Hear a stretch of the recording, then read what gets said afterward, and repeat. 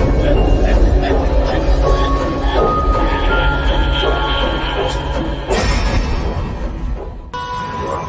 to my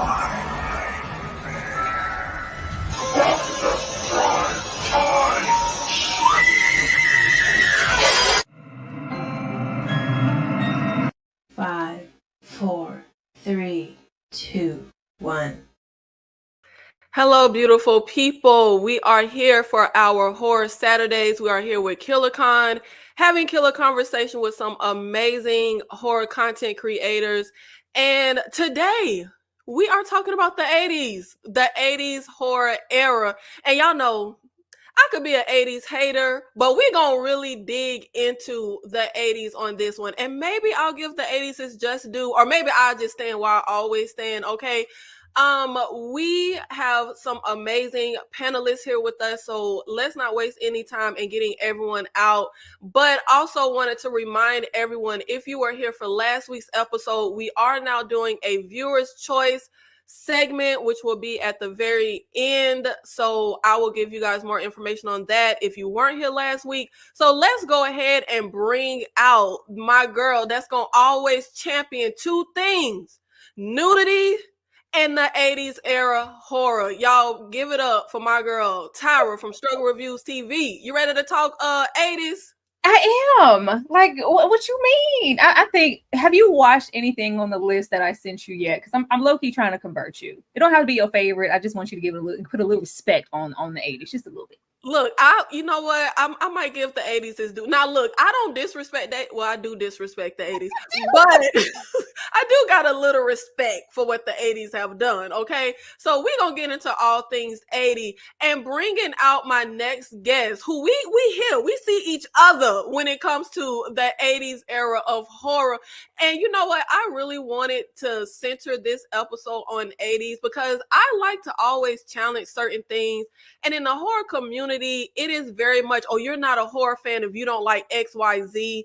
And one thing people always say is, oh, you're not a real fan if you don't like 80s horror, or everyone loves to say the 80s is the best era. So I am so happy to always confer with somebody who isn't scared to go against those norms, to say, nah, that one ain't for me. Y'all, we got Gigi from Room for Scream. Are you ready to talk 80s?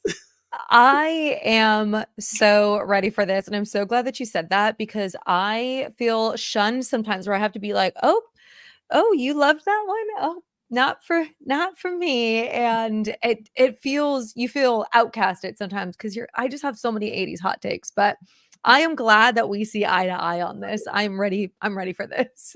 And I am so excited to hear your hot takes, because I feel like I'm the only person I ever hear really saying, yeah, that one, yeah, no. So I'm ready to hear what you got to say. But last and definitely not least, we had him on here before, and we had so much fun with him. We had to bring him back, and not just bring him back, but bring him back for the 80s, because he might be up there with Tyra. You know, they might not be on the same level, but I know he gonna appreciate what the 80s had to offer. Y'all, we have one half of our life in horror. Brandon, are you ready to talk 80s and nudity and topless women? Absolutely, of course. I'm always ready to talk about it. Why you put that on there? I cannot stand. Everybody just associates the 80s with nudity and topless women. It's more stuff there, I promise. There's nudity and topless women. Yeah, that's it. You're gonna see bloody titties. That's what the 80s is gonna be. And doing. if that's the draw, then that's the draw.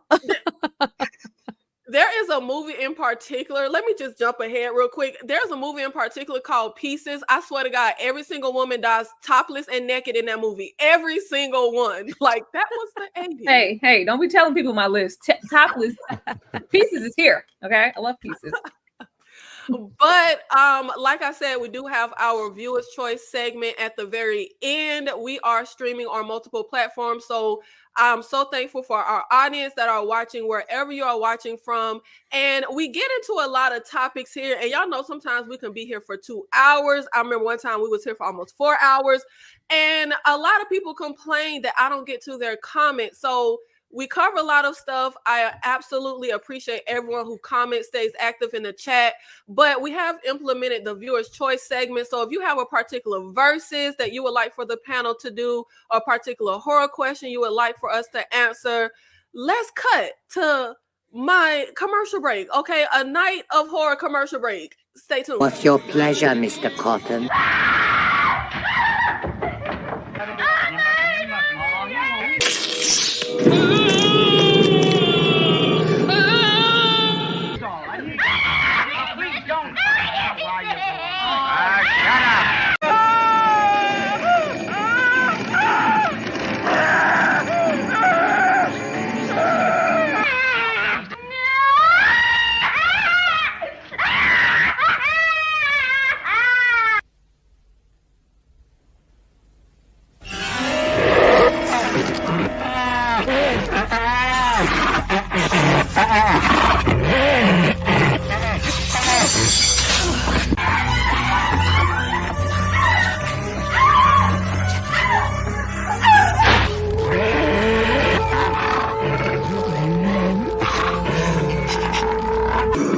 What's your pleasure, Mr. Cotton?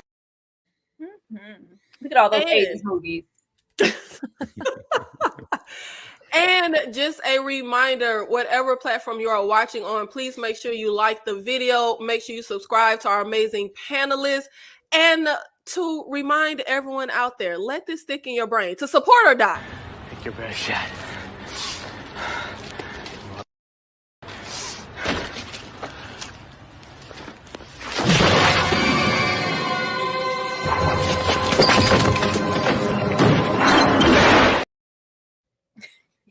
Y'all know I love that so much.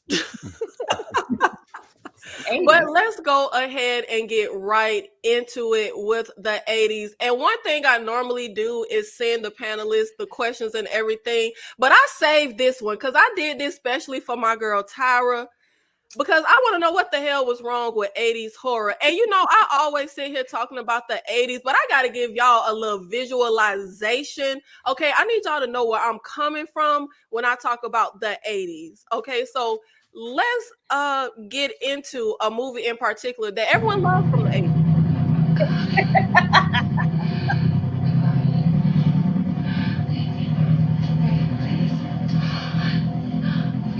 Just go. Just please go. Please go. No! No! Get away! Get away from me, please! No! No! Get away! Get away from me, please! Jesus. Tyra, what's wrong with your era? Now, y'all, the thing that I cannot with the 80s, I swear to God, nobody could act in the 80s. That you cannot tell me that. Pat agrees. And just for reference, that is from a movie from the 80s called The Burning, where these kids do this psychotic prank. And I literally cut the movie off after this scene. And I think it's maybe 20 minutes into the movie. I literally spend most of my time watching 80s horror thinking, am I supposed to be taking this seriously? Like, is this, I mean, it is literally the worst acting in the world. Tyra, what was wrong with the 80s? Like, what the hell is going on? Nothing. What are you talking about? Like, you cannot bring this one little clip from The Burning per se. Even though The Burning is up there for some folks, it's not one of my favorites. Like, there's nothing wrong with it. I love the fact that we have cheesy, the low budget, like, for every 10 movies where somebody didn't know how to act and they just literally pulled somebody off the street to make a horror movie, there's one that is brilliantly underrated, and they happened to pull somebody off the street who knew what they were doing and could act and were capable. Like, with the 80s, just like I feel like we're having this big horror renaissance now where we're getting so much of it in abundance. We got so much of it in the 80s. So to get to the really good stuff, you have to cipher through the bad stuff. And sometimes you're going to get situations like the clip you just saw there. There is nothing wrong with 80s horror at all. And I feel like it's so funny you say that, because y'all know y'all be talking about me when I be pulling up random horror movies that y'all say y'all ain't never heard of. But I dig through the crates for horror, but not when it comes to 80s. When it comes to 80s, I specifically look at the movies that people always praise And The Burning is one. That's not one of Tyra's, but The Burning is one of those 80s movies that people always praise. But also, when I think about the 80s and the movies in that era, it's just it feels to me like just carnage, not really scary. There is one, Don't Go Into the House, which Tyra said is blasphemy because it's a Psycho ripoff. I actually kind of like Don't Go Into the House. But the acting is so bad. It's just that 80s cheesiness that just does not work for me. And even when we get into like Pieces, and it's a Sam Raimi movie in the 80s where they're like trapped in this grocery store. It's just so hammy and cheesed up. And even when I get into the Italian horror of the 80s, the Italians was doing the same cheesy stuff that They America were was doing. No, you know. Okay, I did not know that Pieces took place in a grocery store though, because I was just joking the other day, and I was like, I'm gonna write a horror movie that takes place in a grocery store. I was like, I can't think of any, but Yeah. I was Well, wrong. Well, no, Pieces is about these college girls getting killed. The one in the grocery store with Sam Raimi, I can't think of the name because it's such a generic name that doesn't even fit the movie, so I always forget it. But yes, they're trapped in the grocery store with a serial killer trying to get out, and it's terrible. It's But shout out to Sam Intruder. Raimi. Oh, Intruder. Yeah, Intruder, thank you. There we go. See, we can always count on Brandon. That is a very generic name. They gotta come on. I liked Intruder. I liked Intruder. Yeah, you're the one who told me to watch I it. Tyler. did. I thought she might like it. I don't know. Gigi, what the hell Yeah. was wrong with 80s horror? Okay, I totally agree. I think it's the acting. The acting can be bad. And I agree with Tyra though. There are some that it's like standout performances. I just feel like the 80s had more of like this theatrical, like, kind of like they were putting on a play. Like that's what the acting feels like. But honestly, my biggest thing, because sometimes I'm just like, okay, this is how they acted in the 80s, just like a different form. But for me, it's the pacing. Like some of these movies, we got like 15-minute long scenes where I'm like, what is this happening? Like, we did not need this. And it's almost like just a slog to get through. It's kind of boring at times. And then you're like, okay, like now we're getting into like the scary parts, but the pacing is what kills me a lot of the times. Yeah, I agree. Brandon? I agree with Tyra. I don't think there's anything wrong with the 80s, like other than like they were being produced and made so fast that there was Yeah. such an over consumption of horror movies coming out because they were cheap to make. They were filled with gore, which always looked good. And they were like I said, they were very cheap, quick to put together, and people would go see it. So everyone would make money. So they kept producing more and more and more. I guess I could see the acting sometimes, of course, but you got some great standouts in there from all films. Like Ooh, even I'm just I, kidding. I love overacting in some movies from characters. I think that's funny. I think there's a certain charm of the 80s, and I can understand that not a lot of people seeing that. I'm getting my wife into shout out Sam. Hi, thanks for watching.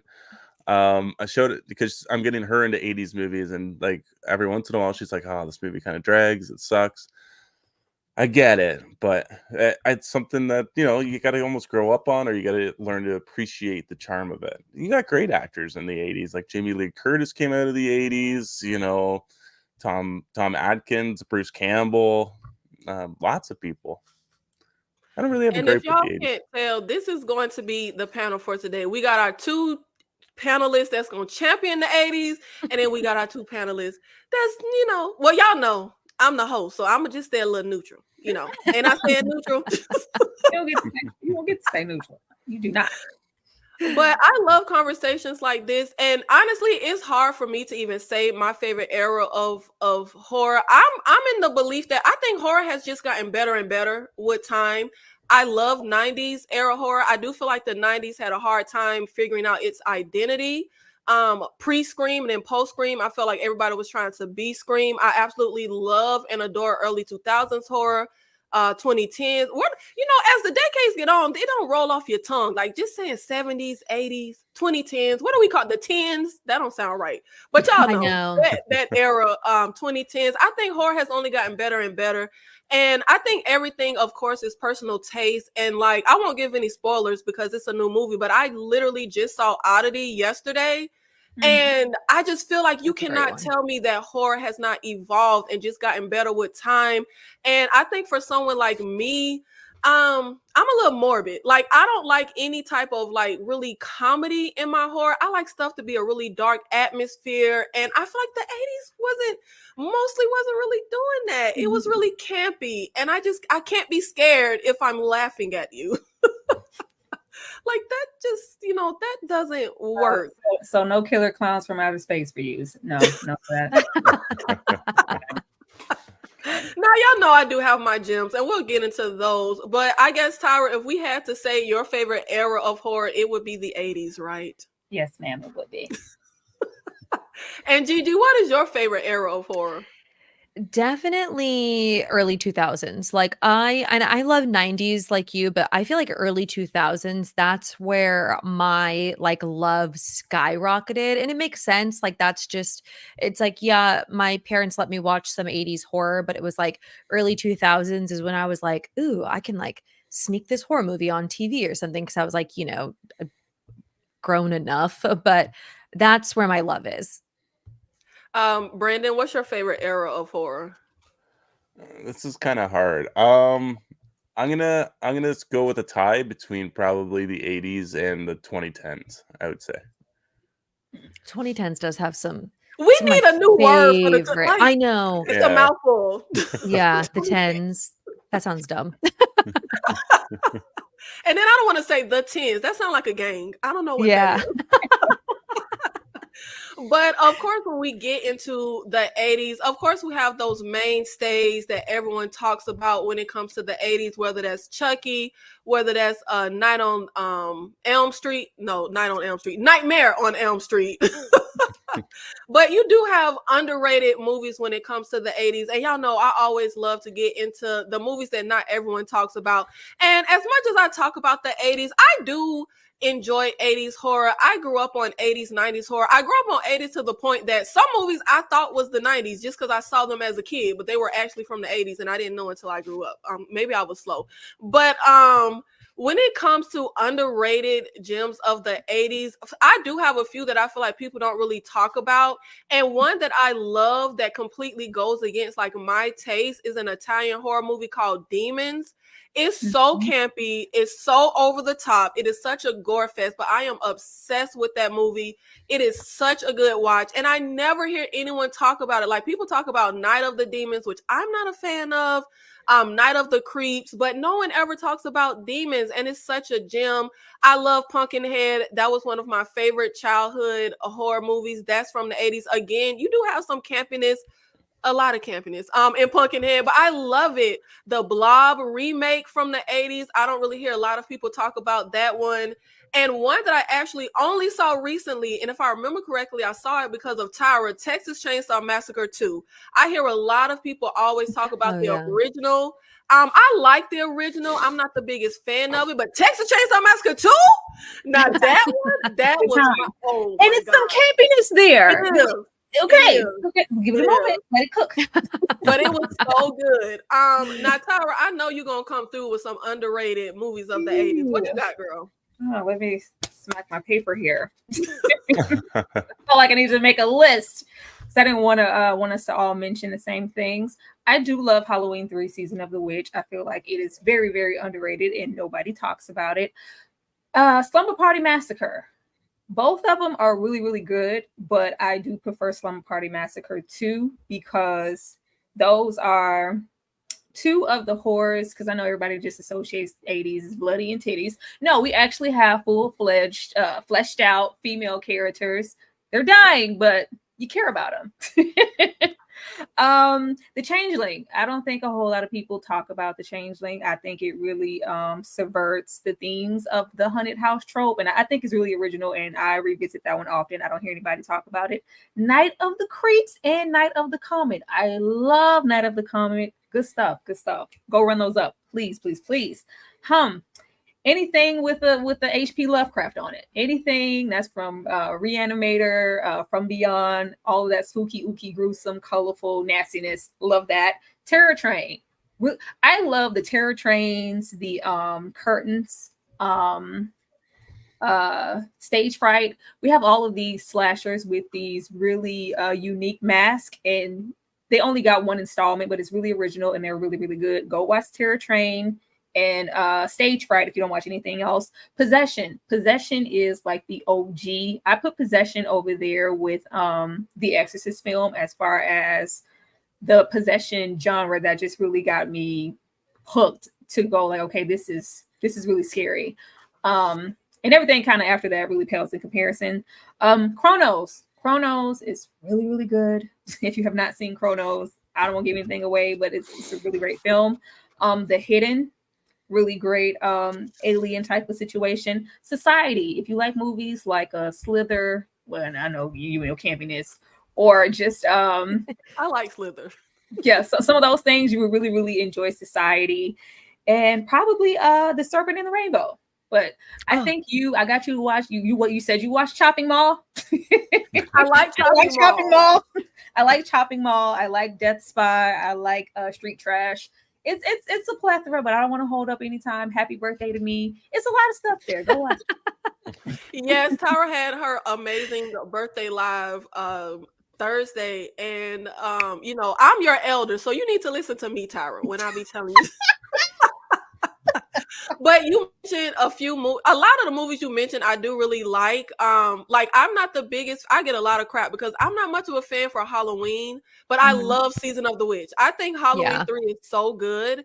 And what was the other one you said that I love? The Changeling. I really like The Changeling as well. So it is and I feel like one day I gotta really, you know what? I always do my tier list ranking. One day I need to just tier list like the top 20 movies in each decade, because maybe I do have a lot of 80s that I like. It's just that campiness, it takes me out. And Near Dark, go watch Near Dark, because everybody always watches The Lost Boys, which is really good, but also yeah, Near Dark is on my watch list. I definitely do love Season of the Witch, though. Like it gives off that, like, you know, Halloween-y autumnal vibe that I think is missing in Halloween. Like, yeah, the Halloween takes place like during like fall, but it's like with a name like that, and then it doesn't even feel like that Halloween-y. That does kind of suck. But I have a hot take, and Tyra's not gonna like this, because with my whole heart, I hate the movie Possession. Like, I tried so hard to watch it, or like it, and I was like, every minute I was like, this feels like nails on a chalkboard to me. And I love Sam Neill so much, and like their performances were really, really good in it, but it was like 90% screaming, and I also just didn't get what was going on, and I was like, not for me.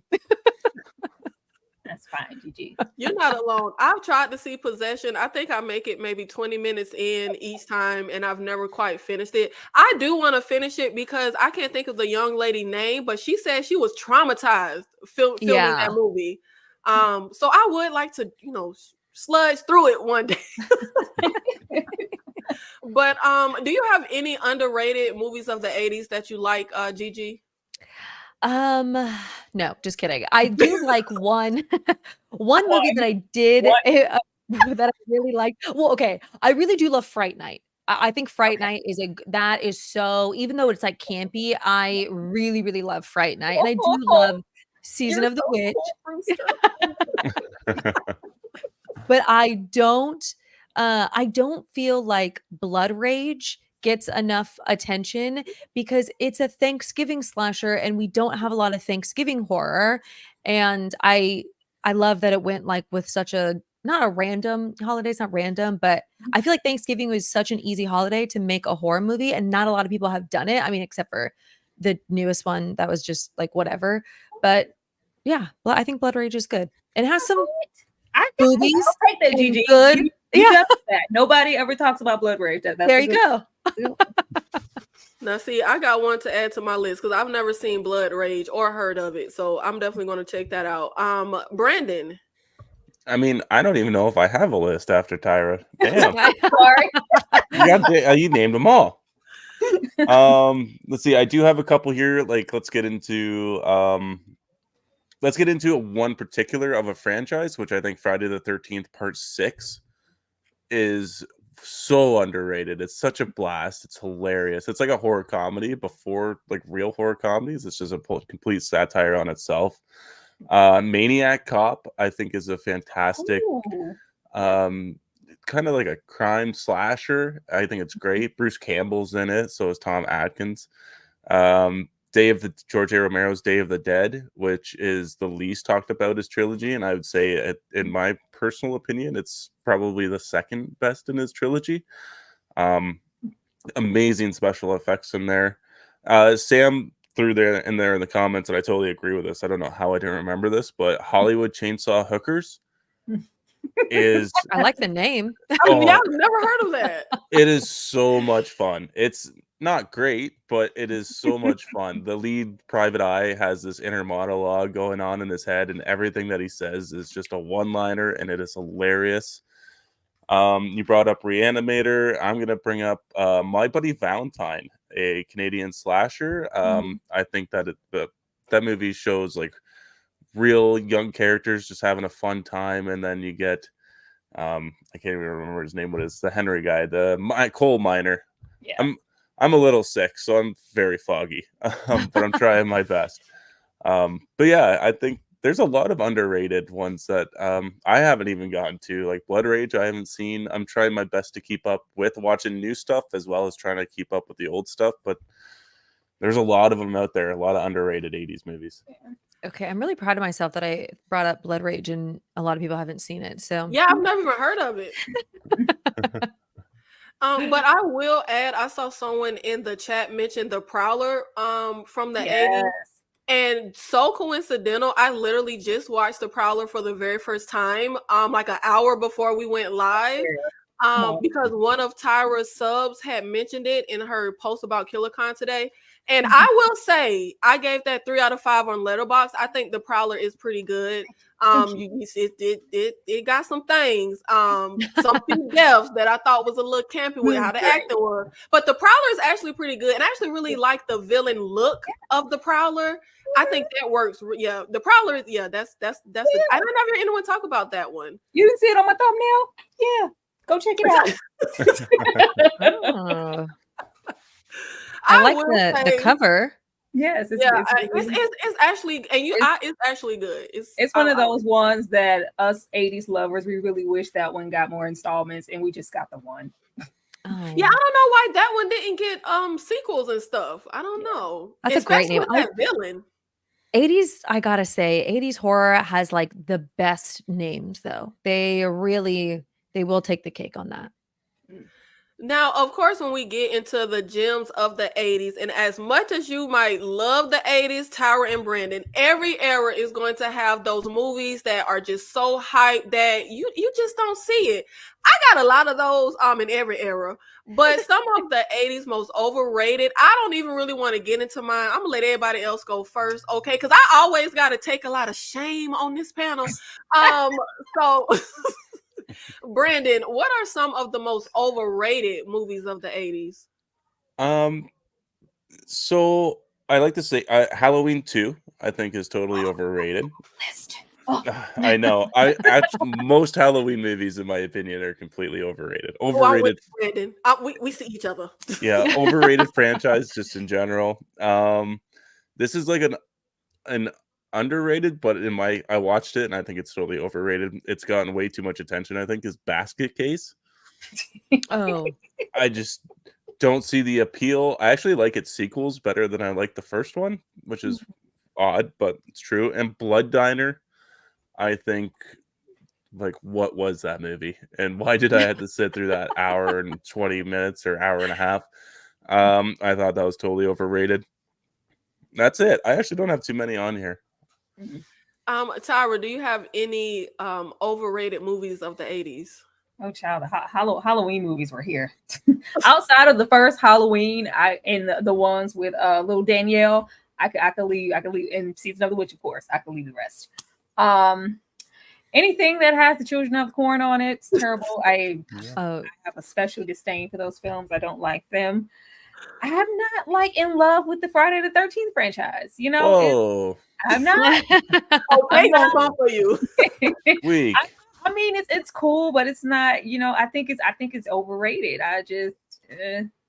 I like. I could say that I do prefer when Jason, done the hockey mask on down. That's where I am. The ones, I mean, with the bag sack over the head, or the first one versus the mom, not my favorite. I would rather watch the terrible Manhattan one, which is crazy. And like the last little hot take, and Brandon can clutch his pearls over there all he wants. I am not in love with the Evil Dead franchise. I never have been. Oh, It's cool. Wow. It's cool. I'm not saying it's bad, but I think it's overhyped and overrated personally. It's cool. I think this panel's over for me. Bye, guys. You're like, I gotta go. I was really not expecting that from. I'm so shocked. I was not expecting that. Yeah. Wow. I need to get my bearings. What is going on? Wow. What's the hate on for Evil Dead 2? No, it's no hate. Okay, I think it's overhyped, Brandon. Like, I think they're decent films. And if I had to pick one, I do prefer the more recent Evil Dead, films that we've got, especially the one, the early one from I think it's 2013. I like that one. I think it's a great medium. But yeah, Evil Dead is just cool to me. Where some people are really invested and feel like, oh, this is amazing, it's the best franchise I've ever seen. I'm not that person. And you know what? Y'all said a few of mine. I was going to say the Friday the 13th. I think Friday the 13th is one of the worst horror franchises in general. Like I don't get the appeal. I truly don't. No, literally same. Yeah, I'm just like, I just like, what do people see that I'm not seeing?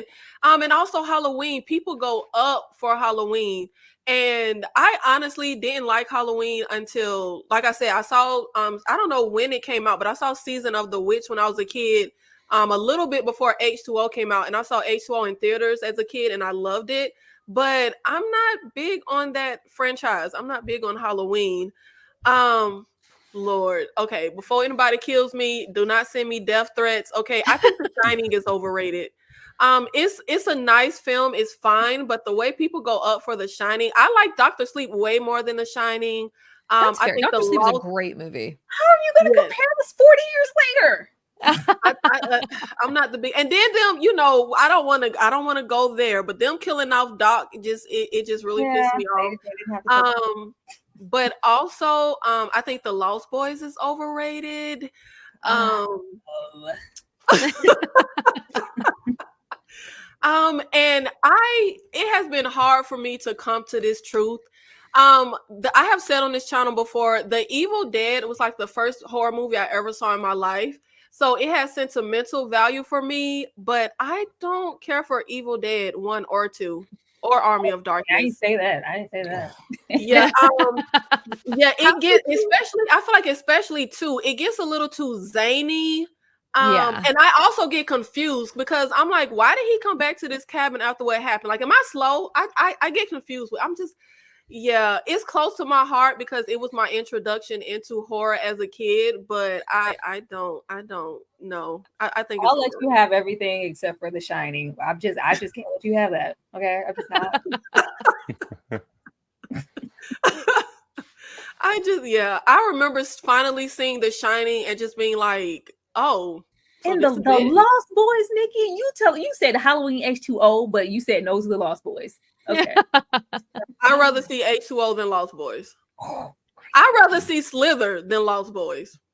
Slither's a lot.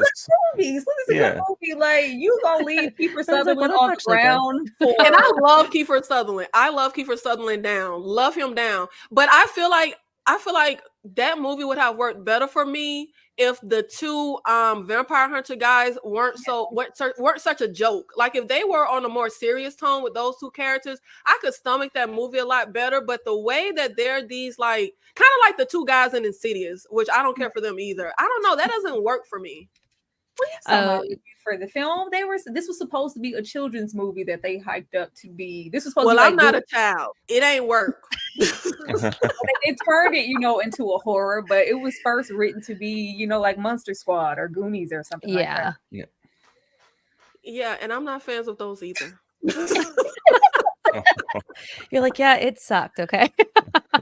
But I would like to know what 80s horror villain or monster would be the worst to be killed by. I personally feel like the worst for me, at first I was going to say it was the xenomorph, but I think the xenomorph is actually a pretty merciful death because they just stick that little thing out and stab you in the head and you kind of die instantly.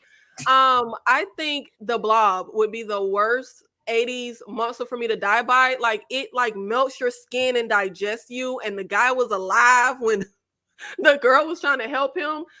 Gigi, what 80s horror villain or monster do you think would be the worst to be killed by? I would have to say like one, I think Chucky, but only because that would be like embarrassing where you're like, oh, this tiny child doll killed me. But also maybe like The Thing, because then you're just bursting out in all your nasties. So, but probably Chucky. That's just sad. You know what? I had someone in the chat just said Christine because how can you not avoid a car?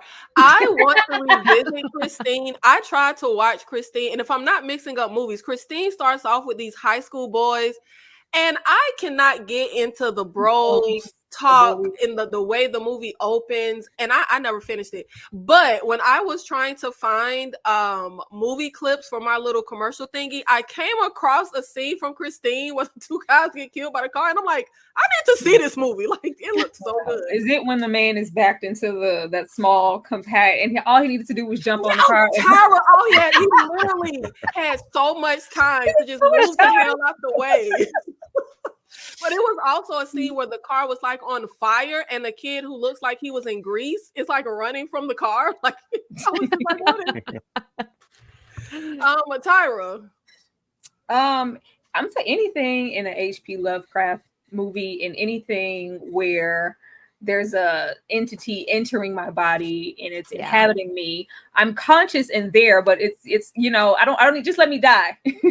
I don't need you to alienate my being and walk around as me and I'm just there. I don't need that. And then I die only when you transfer whatever's inside of you inside of another person. Don't want to do that. And then like in those reanimator universes, it's always like a slow, torturous death. And then they always are like really kind of campy and sexual at the same time. I don't want you doing no sexual stuff to me before you kill me. Just let me go out. I don't want you to do no gross antics. Like I just see that from beyond thing just on me. So no, I don't want to do that. Brandon, what is the worst 80s horror villain or monster to be killed by? I think a Cenobite would probably be the worst ones. He's gonna take you away to his personal hell, and then he's not just gonna kill you once, he's gonna kill you over and over and over and over and over again until the end of time, basically. So that's what they do. Oh, Brandon, I wouldn't mind that. If I could be like a sexy Cenobite, I could do that. I don't think the Cenobite translations over for me would be so sexy. So Brandon would get those ugly ones that was in the third installment where they were like camera head and CD dish changers and crap. It was those. Oh yeah, I'd be walking around like chatter teeth. Oh. That's the 80s one, Gigi. Do you like Hellraiser? I've actually never seen the full Hellraiser. I've tried so many times, but I also like the plot doesn't really entice me. So I'm always like, okay, like this seems like interesting, which is funny though, because I have a Hellraiser shirt just because I like the quote on it. The I'm in hell, help me. Yeah, I know. I'm like one of those where it's like name five albums, and I'm like, I haven't even seen it. I just like the shirt. Oh, no, I do love Hellraiser. Hellraiser 1 and 2. All careless, like yeah, no, I'm not. I haven't seen it. Like I love Hellraiser so much. Me too. Hellraiser 1 and 2, but 1 is my favorite. I love it. But also just a reminder, we have our viewers' choice segment at the very end of our panel. So cut to the Night of Horror commercial break. What's your pleasure, Mr. Cotton?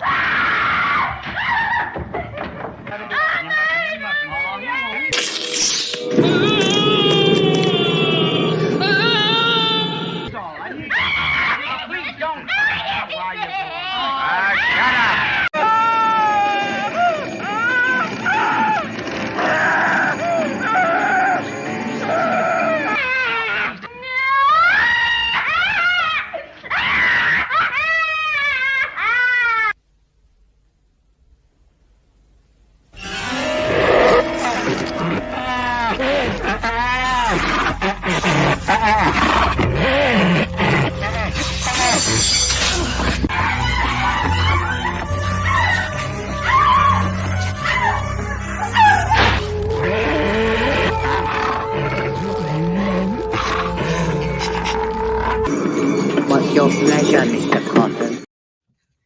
And shout out to the 53 people in this live with us right now. Thank you so much for supporting us on this Saturday. Now, y'all know I had to get into a little fun topic for my girl Tyra, the best 80s topless scene. Because you know that look. I know Tyra don't like for me to just associate the 80s with tatas, but I do. I don't. And I would say, now I gotta be that stick in the mud. I don't like the nudity, especially when it's like women dying nude, because I feel like you're kind of sexualizing violence against women. Yes, I know. But I will say, I'm not sure which Halloween it is, but there's a Halloween where Michael Myers takes this topless girl and puts her in like this acid that is like so ridiculous. And also there is a scene in The Prowler that I literally just saw, and Yeah. it's so bad. It looks like they were trying to, like, I don't know what they were doing, but the girl dies topless in the shower, and it's her scream. Like, how can your screaming be bad acting? Like, her screaming was so off. Tyra, what were some of the best 80s topless scenes? Okay, so let's gotta lean in. So where I don't really care for Friday the 13th as a whole, Halloween, the Halloween franchise, especially early on, Friday the 13th franchise and Nightmare on Elm Street is where you always going to get your money shots. Those were the films where they had a big enough budget to where we weren't just pulling a random chick off the street and just like, you know, hey, we want to see your boobs. No, they had to be like premium boobage for you to get in the shot. For you to get into a Nightmare on Elm Street situation, especially like Dream Child to entice, you know, Joey to get in the waterbed situation, be in there, like you had to have like premium titties. So those three there. And anything that was Italian horror, like, oh, it was going to be like, oh, it was going to be like beautifully shot. It's going to be nude and real crass, but it was going to be gorgeous. And those are the places you go to get like really, you can get boobs anywhere in horror. Like they're going to be there. But they are strategically finding people, because if we're trying to entice whoever's there in the scene or the audience with the boobs, we're going to search for, you know, really great, you know, well-measured topless situations. So yeah, we're going to go with those three franchises and anything that was at the time of an Italian horror, great boobs. I love Tyra saying premium titties. Like, not just any old. Because it's boobs anywhere. And it's not like, you know, big fake. They love, you know, a big fake, you know, silicone situation. No, I mean like top tier real boobs. Yeah, and I feel like the Italian, yeah, they be borderline, feeling like adult films. Like I don't know what be going on. Brandon, do you have any best 80s topless scenes? I mean, are there truly any bad ones? Yeah. No. Being the only guy on here. I did write a couple down. So I think this is always my go-to whenever this kind of question pops up. But like in Friday the 13th, part 4, with Corey Feldman getting to see his first pair of boobs, even though he didn't actually get to see it, but his reaction seemed extremely genuine. I think it is a very funny scene.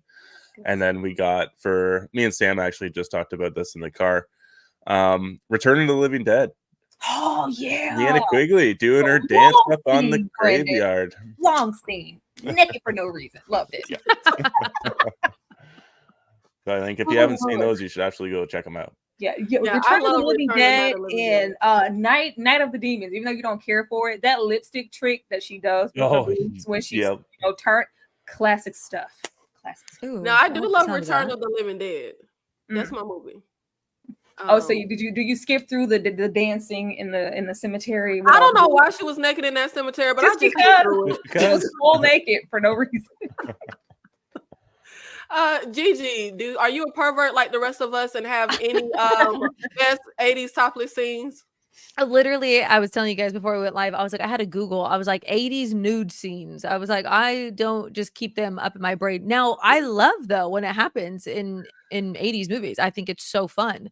I don't have like an iconic scene, but I just watched An American Werewolf in London for the first time the other day. I know, for the first time. I'd never said. Well, I'm also. I did. I really loved it. And it's because I'm not big on 80s, but I'm also not big on werewolf horror. So I was like, I just kind of put that one off. But I really did enjoy it. But I loved the scene where they're in like the adult cinema And it was just this random porno that was on where I was like, it was like a funny, like a comedy one. And I was like, what is even happening? Like, why is this scene even in here? They did not need this scene in here. But they were like, we got to throw in boobs somehow. And so they just did that. And I loved it. So you didn't like The Howling or Silver Bullet or anything? Like no werewolf, anything? No, I haven't even seen them. Oh, please watch Oh, it. I love The Howling. I heard. See, okay, because one is with my thing, and I know we're going on the horror, but this is still 80s, is I feel like sometimes they're very like horror comedy, like, you know, and so that's why I always like just disregard werewolf movies. But I heard The Howling is scary. Like it actually tries to be a horror movie. So I do want to watch that one. Yeah, I don't know. I feel like, and it's not nostalgia because I first saw The Howling as a kid, but I actually rewatched it. I think earlier this year or last year. I think it holds up well. Dog Soldiers. I love werewolves. Thank you. Dog Soldiers is good too. Yeah. But you just made me think of what might be one of my hot takes. Everyone talks about American Werewolf in London. Now I don't know if this one is nostalgia, but I saw an American Werewolf in Paris at the theater with my mother when I was like 9, and I prefer that one over American Oh, girl, Werewolf. please leave that on the ground where you found it. Next topic. No, please. I love that movie. You got. And I can still remember seeing it in theaters. Yeah. You're really going to throw me away. But now we are going to get into our horror trivia, my favorite segment, because I love to just test everyone's horror knowledge. Gigi, the one who isn't really one for the 80s, I'm going to give you the 80s question. Let's go. In The Shining, what does Danny nickname his power? The Shining, Tony, or Jerome? The Shining. Although that would have been hilarious if it was Jerome. I would love that. That is incorrect. He Oh. calls it Tony. And Does he talks really? through his- Yeah, he talks through his finger. Oh my God. I've seen The Shining so many times too. I just did not know that. Jerome. I wish it was Jerome though. Jerome. That's a way cooler name than Tony.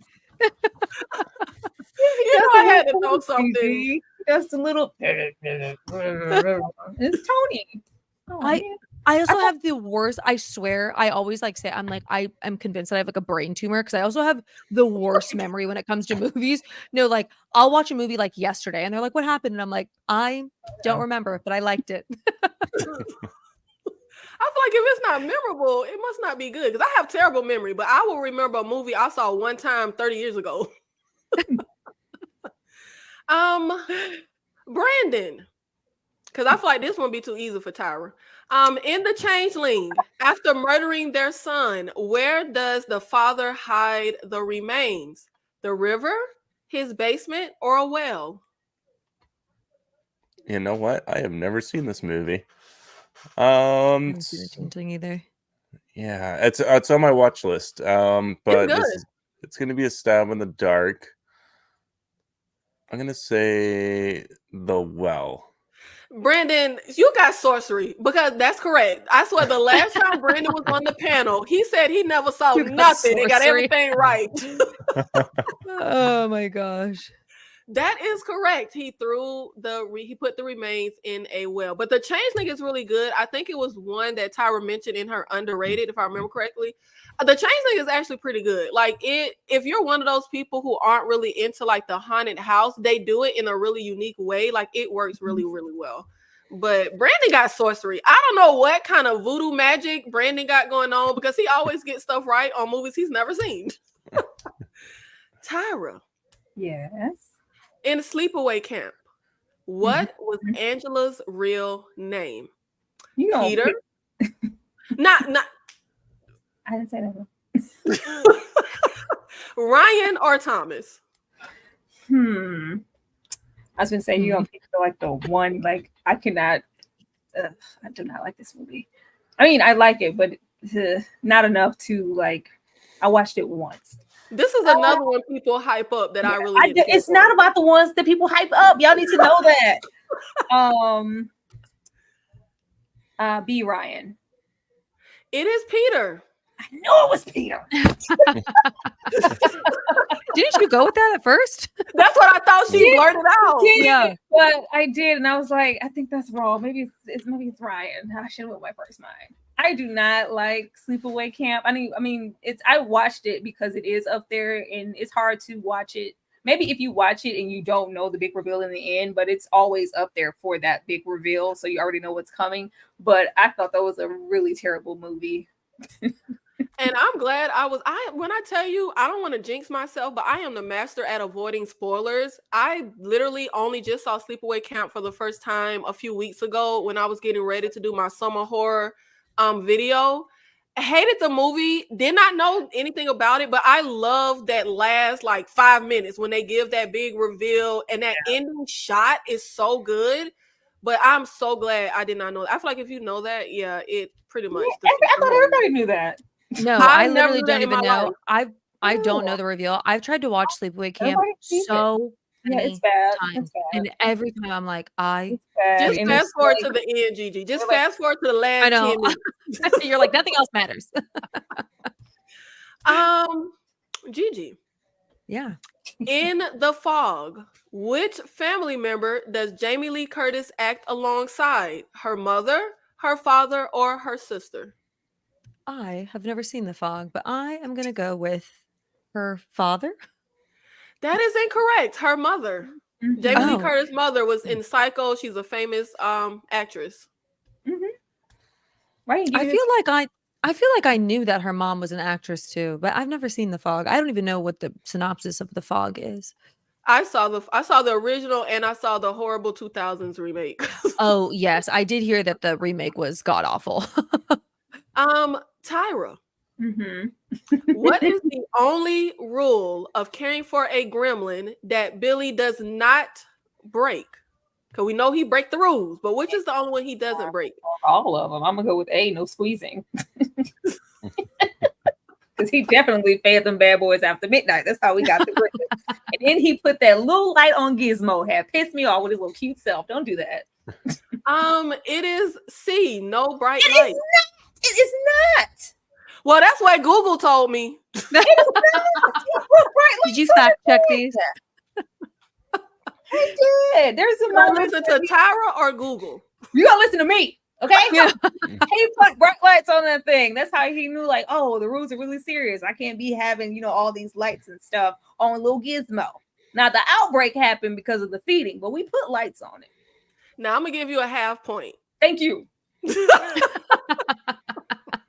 Brandon, which film's violence caused the MPAA to change its rating system?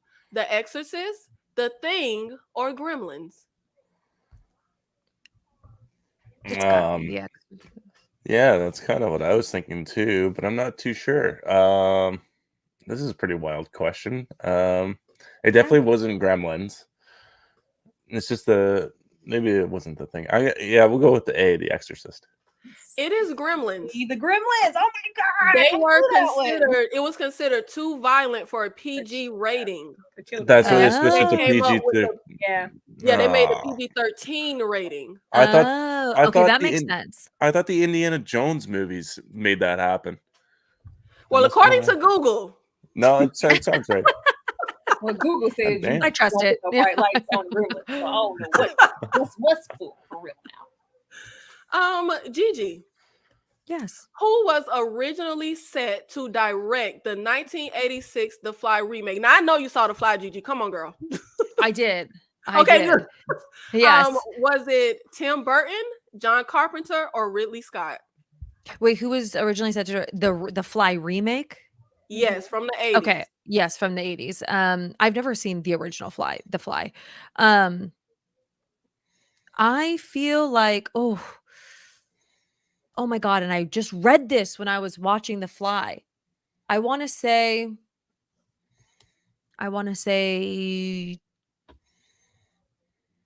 Ridley Scott. Tyra, do you know the answer? B. John Carpenter. It is A. Tim Burton. Oh. Oh, He was Who would originally, let Tim Burton direct The Fly? yeah, that's weird. That would be and apparently not- that was the whole thing. Like people were like very happy that he did not have his hands As on they the fly. should be. That's not him. yeah. That would No. have been so we could see Johnny Depp trying to be a sexy fly. We're okay. We're good. Brandon, which actor in Aliens improvised most of their lines in the film? Bill Paxton, Carrie, which is the little girl that plays Newt, Paul Reiser, who is the guy from Terminator. Can't think of his name in Aliens. I'm gonna go with Bill Paxton. That is correct. Bill Mhm. Paxton improvised the bulk of his lines in Aliens. I love Bill Paxton. I love him. Yeah. same. Carrie Hen ain't had that many lines anyway. I feel like she could have improvised some. Newt had Yeah. some lines. A little bit. It's so funny to me that Newt grew up to like be a school teacher. Like that is so insane to me. Tyra, Yes.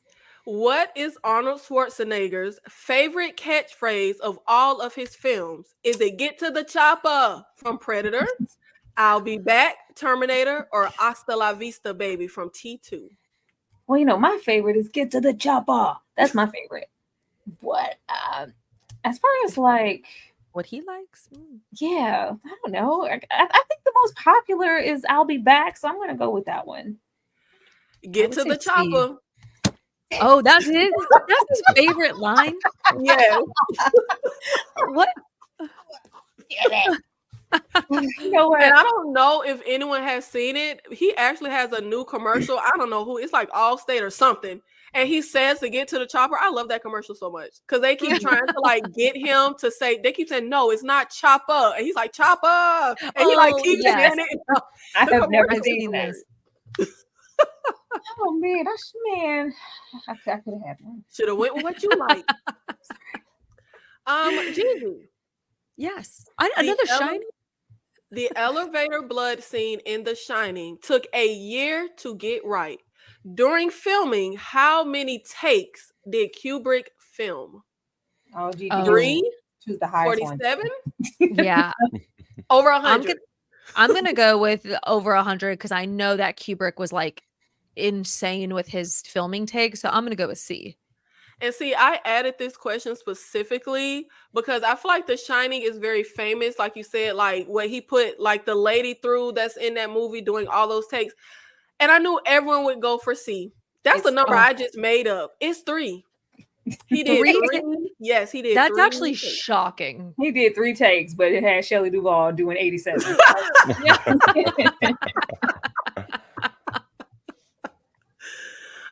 Now we are going to get into my favorite segment.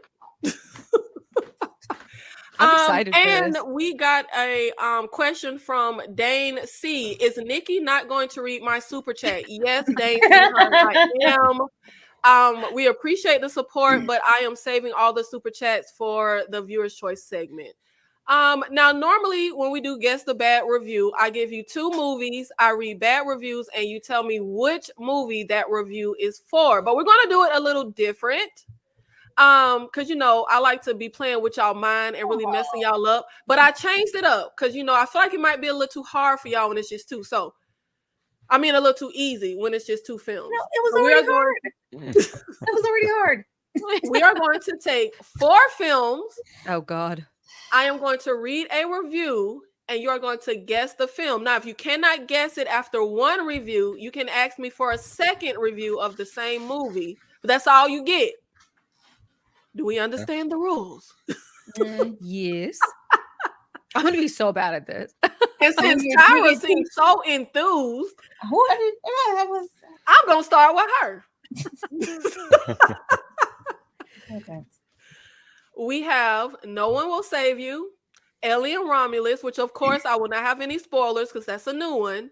Arnold, why did I say Arnold Schwarzenegger? Because his name is right there. Terminator and Aliens. And you have to tell me which movie this review is for. Are you ready? Sure. I get the vibe, but this was so boring. Probably the worst film I have ever seen of its kind. No idea what that was or why it was made. It was an interesting premise, but it doesn't explain a lot. A plot full of frustrating plot holes and just dumb luck that in many places, it just looks ridiculous to watch. Child, that better be No One Will Save You. You are correct. Okay.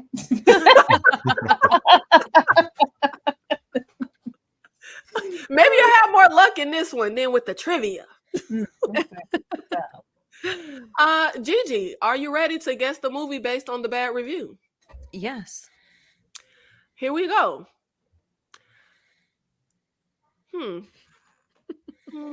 Okay, I like this one. Some great cinematography. It felt like an indie movie with a big budget that lost its way. The aliens were absolutely hilarious, and the girl was annoying as hell. I would rather watch a rerun of the Teletubbies on repeat for a week than sit through this again. That's got to be Alien Romulus. That is incorrect. Oh, God. That is No One Will Save You. Oh. Brandon. Let's go Are for you it. ready for your go? Brandon, stay ready. They're all just no one will save. Guess no one will save you, Brendan. Took everything away that made the xenomorph such a menacing and unstoppable creature and turned it into just another monster that's easily killable. The first one had such a claustrophobic environment that made the creature movements and presence such a looming threat throughout the entire film, whereas here they're just easily identifiable and non-threatening. Really? Yeah, it's Aliens. Right. Which one? Aliens. Nope. Oh, I knew it. I was like, it's What? got to be. It's Alien Romulus. Yeah. What do you mean the first one? Yeah. Well, because it's supposed to be like an homage to like Yeah. 1 and 2. I gotta So set we're, into not, so we're just eliminating everything that came in between all those obscure alien movies. That's not fair. Okay. Look, I didn't say these was critics who, knew what they was talking about. It's just people leaving their review. And I guess they wanted to compare it to the original, child. I don't know. You're like, I didn't write it. But that is round 1. Now, see, isn't this fun? Oh, Lord. And now we have Evil Dead 2, Glorious, Evil Dead Rise, and When Evil Lurks. Are you ready, Gigi? Yep. This film has been overhyped as one of the best horror movies. I went into it expecting to be blown away, and I was let down. Yes, this film has some crazy scenes that I enjoyed for how gory they were, but a good film cannot be dependent on shock value, and that's all this film was. Oh, it's got to be When Evil Lurks. You are correct. I thought you would Oh. think it was Evil One or Evil Dead. No, got to be When Evil Lurks. But I love When Evil Lurks. Brandon. Yep. It's so, and she has like 10 O's, or he, dark.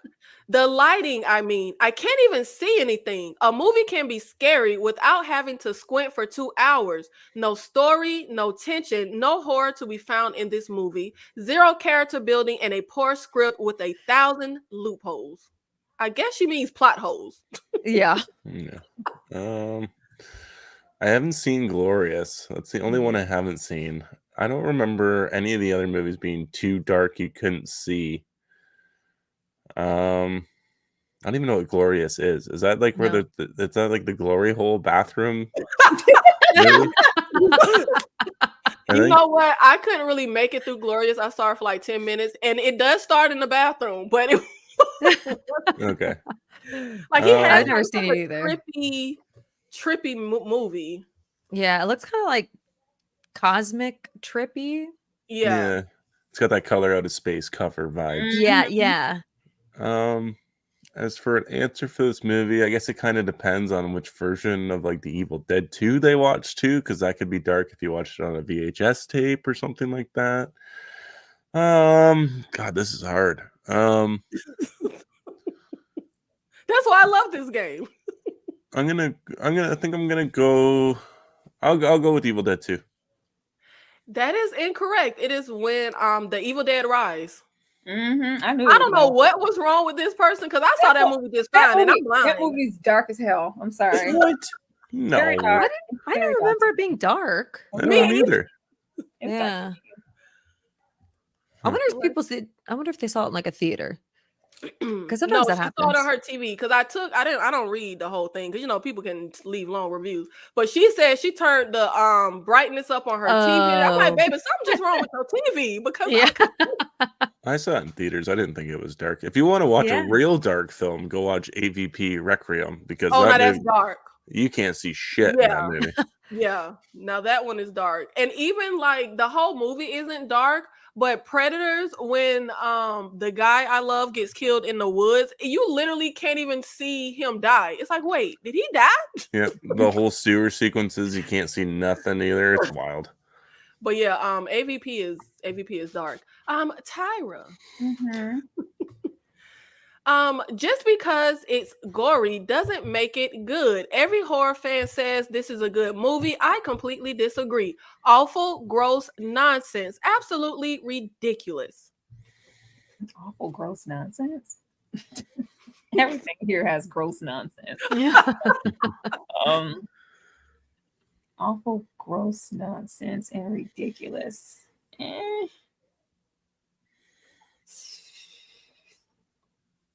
It's I don't know. Evil Dead 2? You are correct. Oh, good.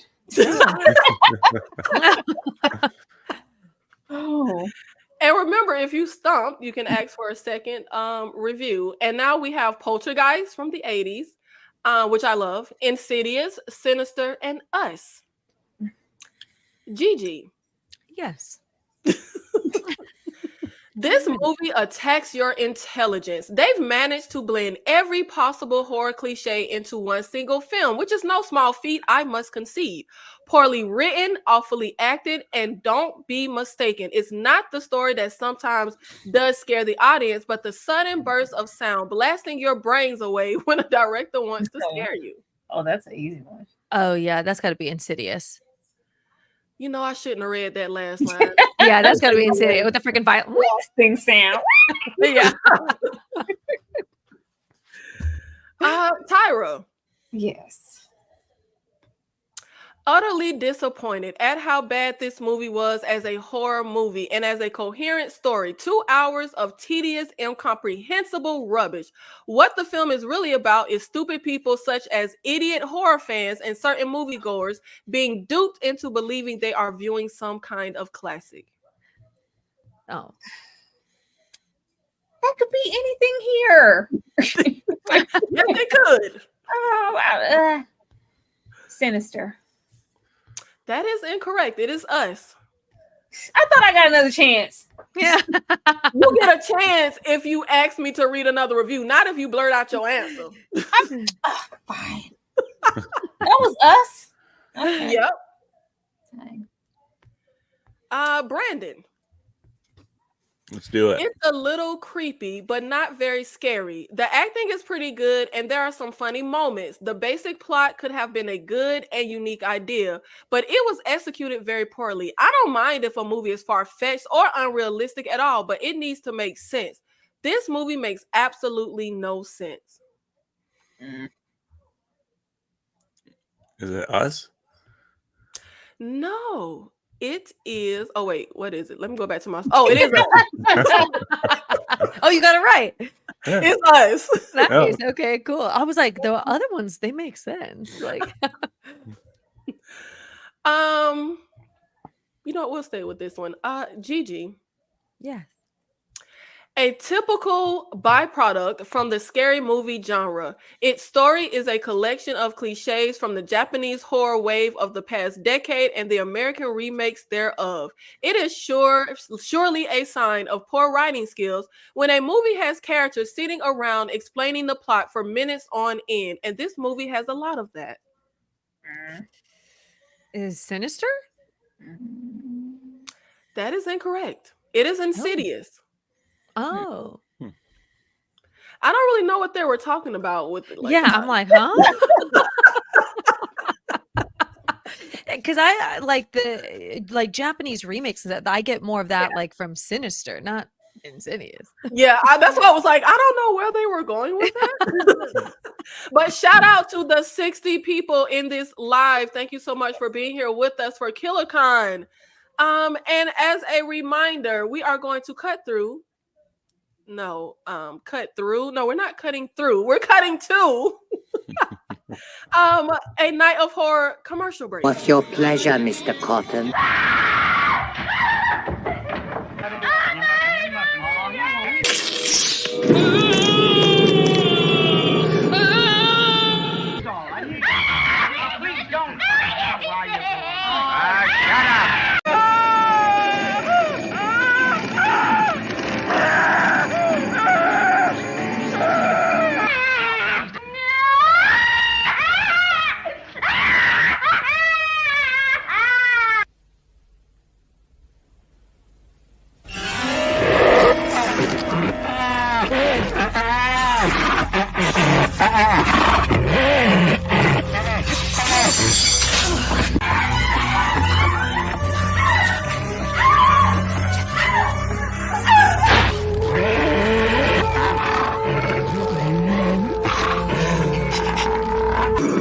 What's your pleasure, Mr. Cotton?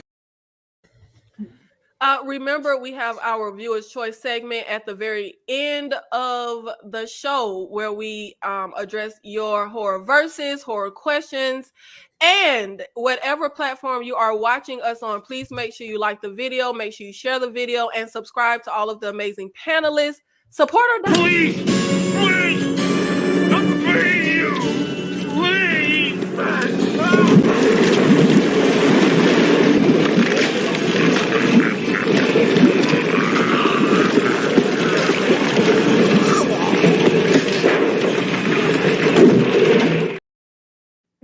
When he tosses his legs, that takes me out. Now, I really don't care for Friday the 13th, but one thing they will give me are ridiculous kill scenes. And now we are going to get into our horror versus segment. And today, our horror versus will be jump scare versus jump scare. I love jump scares in horror movies, and I'll be honest, I even like bad jump scares. Like, I just really love a jump scare. I feel like I'm not the horror fan that's like super scared or easily scared. So I like jump scares, and that's why I say I even like the bad ones, because even if you just throw something at the screen or a jolt of loud noise, I like to get a reaction out of myself. And I will say, though, my favorite recent jump scare is an Alien Romulus. I did not expect it, and it literally made me jump. But we have The Descent and versus The Ring. Of course, we have the scene in The Descent where the girls are trying to figure out what's going on, and the girl is yelling, "Is anybody?" doing her little thing, and we see on the VHS the crawler that pops up behind one of the girls, versus the scene in The Ring when the lady is talking about finding her daughter in the closet. Which jump scare was the best for you, Tyra? The Descent. I always found The Ring to be it's kind of funny to me. Never it's cool. I'm gonna go with The Descent. Brandon, what do you think is the best jump scare? I agree with The Descent. I think it happens more naturally from like a storytelling standpoint. Like, it's not just a quick cut and a loud noise like The Ring is. The Descent feels more like it's there for a reason. It's not just there to scare you. It's there because this is a creature that's now suddenly attacking these people. Yeah. So I'm going Descent. I agree. Yeah, I agree. And I'm not a fan of The Ring. And I will never forget when The Ring came out. None of my friends were into horror. I was the only one. And everybody came running to me. "You got to see The Ring. It's so scary." And I saw it and I was like, I'm not listening to normies ever again because this wasn't scary. Gigi, what do you think was the best or most effective jump scare? Definitely The Descent. The Ring, I actually recently just rewatched both of these, The Descent and The Ring. The Descent is one of my favorite movies of all time. And then I rewatched The Ring not that long ago, and I was like, this is kind of bad. And like all the scares, I was like, this is not like what scared me when I was younger. But The Descent, it still holds up. It's creepy. Yeah, I completely agree. And I'm just not one for America remakes. Like I feel like Pulse and The Grudge, all that stuff. I like the foreign versions better. We have the jump scare in Poltergeist, where the little kid has his little I think it's called a jack in a box, and the little thing jumps up. And then of course we have it where the kids are watching the projector and it pops out of the screen. Brandon, what do you think was the best or most effective jump scare? I'm going with Pennywise. It's a little choreographed that there is a scare coming, but you do not expect him to be like projector size Pennywise coming out of the screen, getting ready to Yeah. chase these little kids. So it definitely threw me for a loop when I first saw that one. Gigi. Oh, I totally agree. That one was, I thought that was so good. And I love the 2017 It. I thought it's so good. Tyra. Poltergeist. I'm not. Let me. Because it does say 82. Me being biased, of course. I love. This is like one of the first jump scares that I was like, oh, that was really cool. I like this jump scare. It's just so much built up, and you can kind of relate to it as a kid. You know, especially in your room, and like you just feel like something's moving, a shadow, like a pile of clothes in the corner becomes a monster. Like you just make up stuff in your mind. But for this to really, really pop out, I think a lot of scare has been taken away from it due to the Scary Movie franchise and then reenacting the scene. But I still love it. So I'm gonna go with that one. And you know what? I agree. I actually only just saw it for the first time. We did a watch along on my channel, and I love the movie. But I wasn't really feeling that scene. I don't like how I feel like in Poltergeist it looks a little more real. And I am not the type of person that's like, oh, the CGI looks. I really could care less. I'm just not that person. But I feel like it's just not so effective if it just kind of doesn't really look very real to me. And I feel like it coming out of the screen, it just looked really fake to my, unprofessional eye. We have Friday the 13th, a famous jump scare at the very end when old girl thinks she's safe. She done got away from the crazy old lady. And here come little Jason popping up out the water. And of course, the scene from The Exorcist 3, which is one of my favorite jump scares ever of all time. I think Brandon brought up in a previous KillerCon where we have the nurse walking through the hallway and we get that jump scare where they have her head chopped off. Tyra, what do you think is the best or most effective jump scare here? No, that's hard. Because Friday the 13th, that's like the one thing they got right in that movie. And the kills are, some of the kills are really decent, but like the main thing they got right was that ending and why, we went on to have so many movies afterwards. But The Exorcist 3 is just such a standout, and it's just so unexpected, especially if you've never seen it and it just happens. I just feel like, well, both of them are really effective, but I gotta go with the iconic Friday the 13th. Oh, you're going with Friday the 13th? I'm going with Friday the 13th. It's like it started. It's like it really put those jump scares into effect, and everybody followed suit. Like, okay, yeah, we need to have that pop out moment before or in between. Like, it just really, not that it invented the jump scare or anything, but after Friday the 13th, it was like, okay, yeah, everything moving forward, we're gonna have our moment in the film, whether the killer comes back or something like that. I gotta go. Yeah, I kind of feel like did Friday the 13th invent the ending jump scare? Where the movie ends with the jump scare. I want to say that's the first time I can recall the ending closing jump scare. I think it's Carrie. Yeah. Oh, you know what? Carrie did come first. Yeah. You're right. But I think this is a hard versus. Of course, if you're watching, put your picks in the comments. I love the way The Exorcist 3 is telegraphed. I love how you kind of don't know where the scare is going to come from. You don't kind of know where to look. But I think the Friday the 13th is also telegraphed well. Like, you're not expecting, he hasn't been in the movie. You're not even expecting him to pop up or anything. Gigi. I love the Friday the 13th jump scare. I have also never seen Exorcist 3, which is surprising because The Exorcist is like one of my favorite horror movies of all time, and I just never cared to watch the sequels of them because I know 2 is like trash, and I know people love 3, so I really do want to watch 3. It's been on my watch list forever, but I love the Friday the 13th jump scare, even though I don't care for the franchise as a whole. That one it's just classic. Brendan. This is an incredibly hard choice. It's not supposed to be easy, people. I know, but like usually you can lean to one side more than the other. But the Friday the 13th one is so great because it lures you into this the self of security with the music and everything's super calm, and she's just playing with the water, and then bam, jump scare. And The Exorcist 3 is just literally just a picture watching something happen, and then jump scare. I'll go with Friday the 13th as well, just because I like the music and how it lures you into a false sense of security, as where The Exorcist doesn't really have that score going for it. Am I the only person going with Exorcist?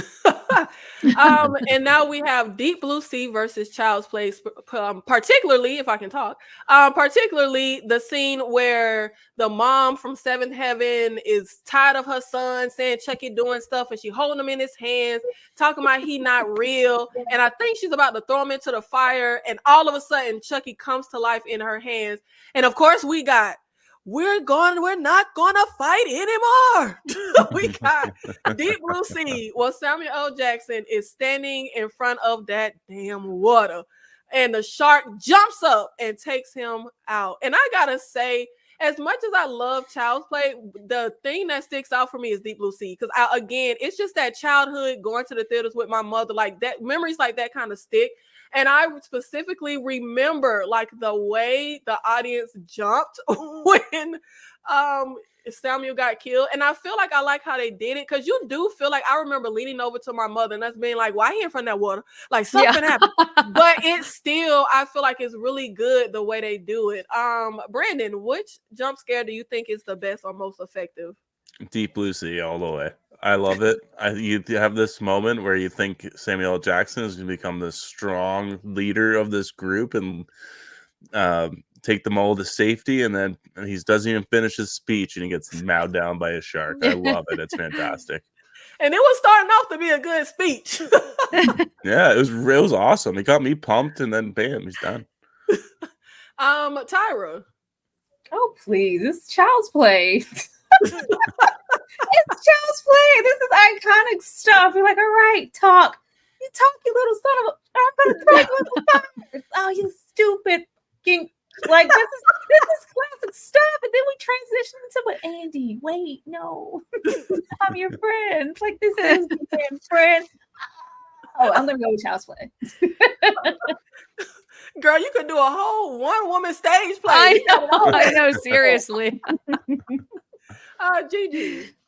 Even though I love the one in Child's Play, I have to go with Deep Blue Sea, because same, like when he's standing in front of it, you're like, oh, I know what's gonna happen. Like, he shouldn't be standing there, but then like you just are anticipating, and then when it happens, it's just so like, it is comical, but it does get you, and I love it. And I feel like, as much as you kind of feel like, okay, we can tell where it's going, at least for me, I'm like, sharks can't just jump clean out the water. Like, yeah, because you're like, oh, like, I know where this is going, but like, is it really gonna do that? Like, because right. maybe it's not, and then it does, and you're like, oh shit, okay.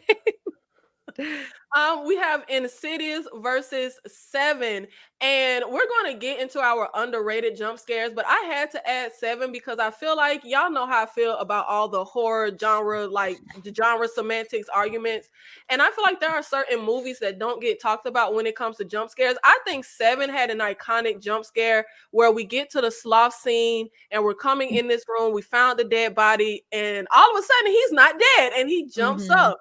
That really got my heart racing when I, like, to this day, like, I love that scene. I think it's so good. And then of course the famous one in Insidious. And one thing I love is a movie that can give you scares in like the daytime. Like, I kind of feel like it's kind of, I won't say easy, but when you already have like a creepy house or atmosphere or it's dark. But I love this scene in Insidious where it's daytime, we're having a conversation, and all of a sudden this jump comes behind the dad. Brandon.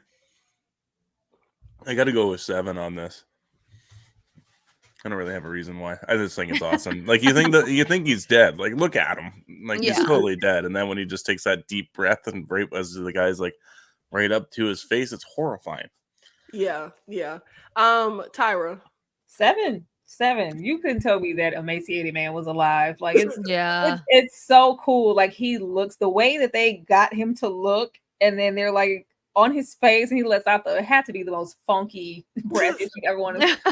Oh my gosh! Like this is alive. It shouldn't be. It absolutely shouldn't be, but it is. It was really really cool. Gigi. Definitely 7. Like I love the jump scare in Insidious, especially because it's like they're coming from like the scary further wherever the hell they're doing in this, and then they switch back to the daylight scene, and so you're not expecting there to be like a scary moment because you're like, oh, we were just in the bad place and now we're in the good place, and then we see him.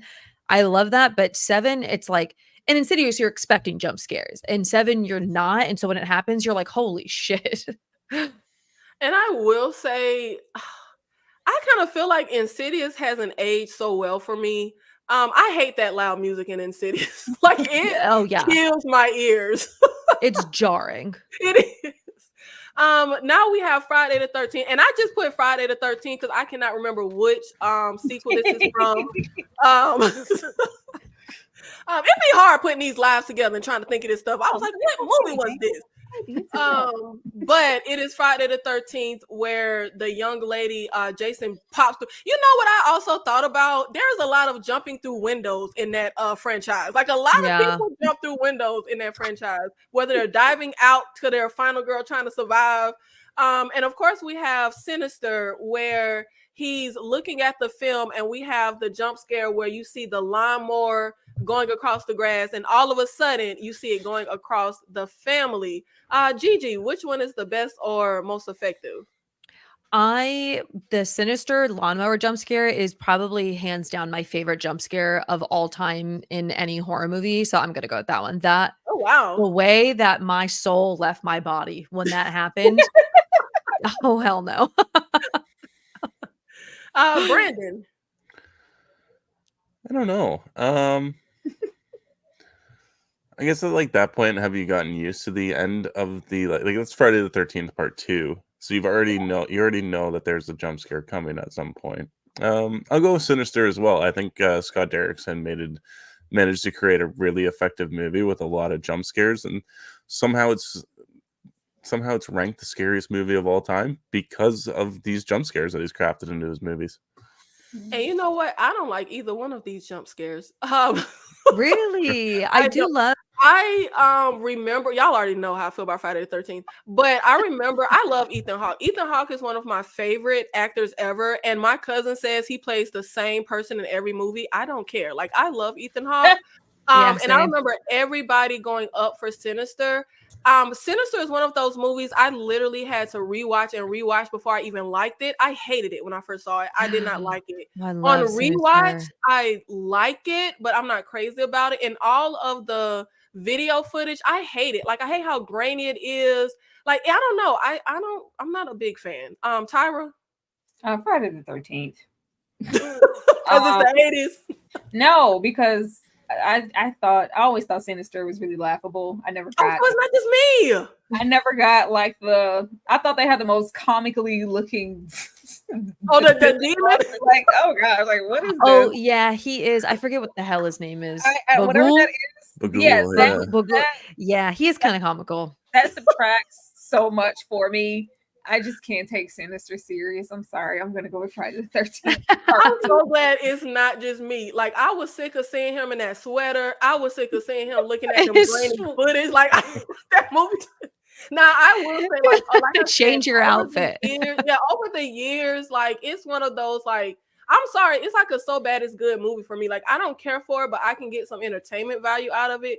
But the way people go up and say like it's so scary and I'm just like, I don't get it. But I'm glad it's not just it. We have The Conjuring versus Signs. Of course, we have the clap scene in The Conjuring, and then we have the scene, Vamonos, children, Vamonos, where he's looking at the news footage and that alien steps out from the little greenery. Gigi. The scene from The Conjuring, like I think it's scary, but it didn't give me like the jump scare that I feel like it gave everybody else. But Signs, and I also watched that when I was a kid, so it's like ingrained in my memory. That scared the shit out of me. That was freaky as hell. So I have to go with that. Brandon.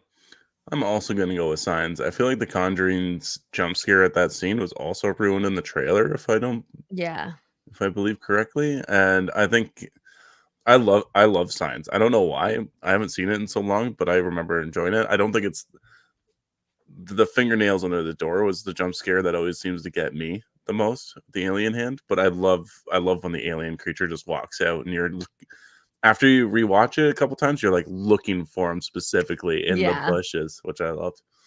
And you know what? I was debating which jump scare to put the alien hand you were talking about under the door, but I love Signs. Signs is one of my favorite M. Night movies. I am obsessed with it. I rewatch it all the time. But I feel like this one in particular really like got a physical reaction when I saw it. Like I literally jumped. Like I was like, because you know something's coming. You want the kids to move too. Like you trying to figure it out. And I love when it actually does pop out. And like you said, even on rewatch when you're trying to see it because you know it's coming, I still feel like I can't see that thing. Is it my eyesight? Like I can't really catch it. Tyra.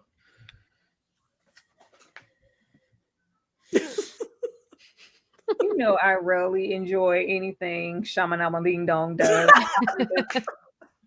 I'm gonna go with The Conjuring just because it's Shamalama Ding Dong. I just don't. You can't even get with Signs? Yeah. No, I told you I'll take Unbreakable, I'll take The Sixth Sense, and I'll take Split. Everything else can go by the wayside.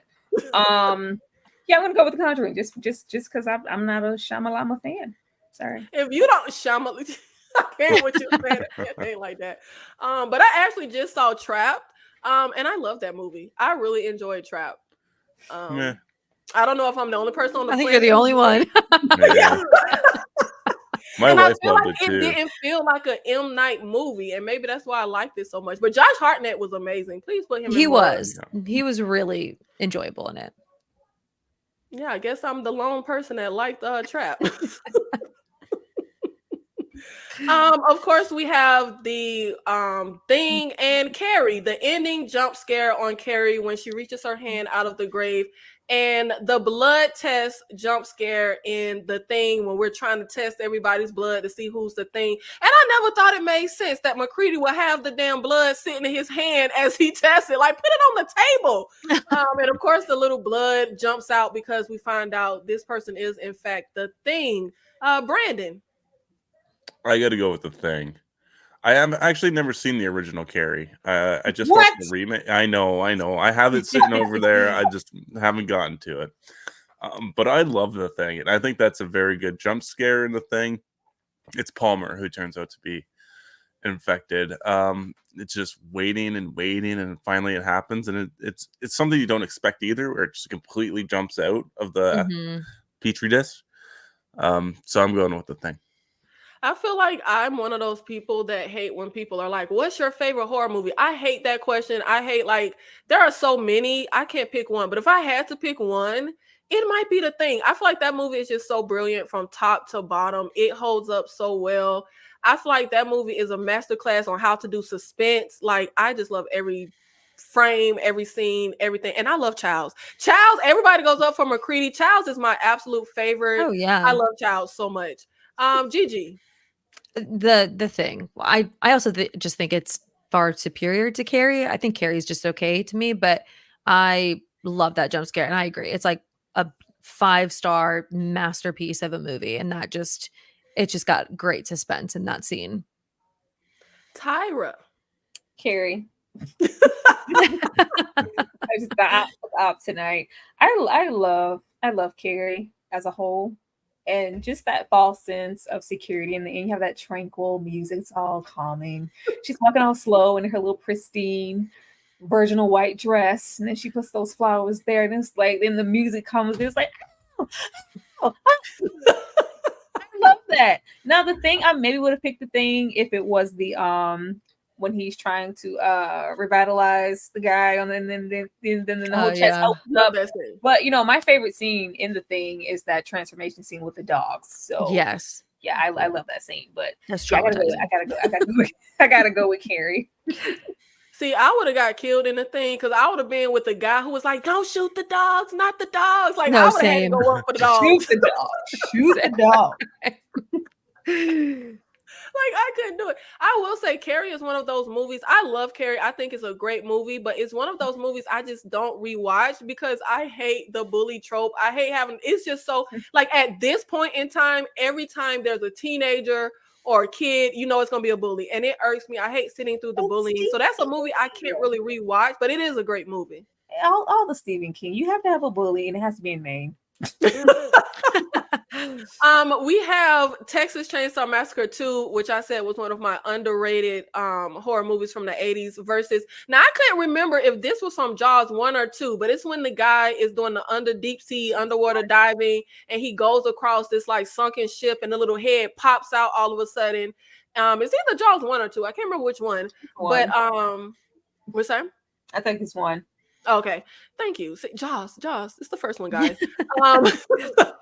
And then we have Texas Chainsaw Massacre 2, which I think this whole sequence, this whole scene is so good, where the girl is at the radio station. She thinks she's by herself, and if I'm not mistaken, she starts hearing whispering or something, and she comes across Tara. What's this crazy man name? Top Chop. Top Shop. And she thinks it's just him, and they're in front of this doorway and it's dark, and all of a sudden the chainsaw comes out of nowhere. I would say that both of these are really effective jump scares in my opinion, but I think they're two really, really good ones. Gigi.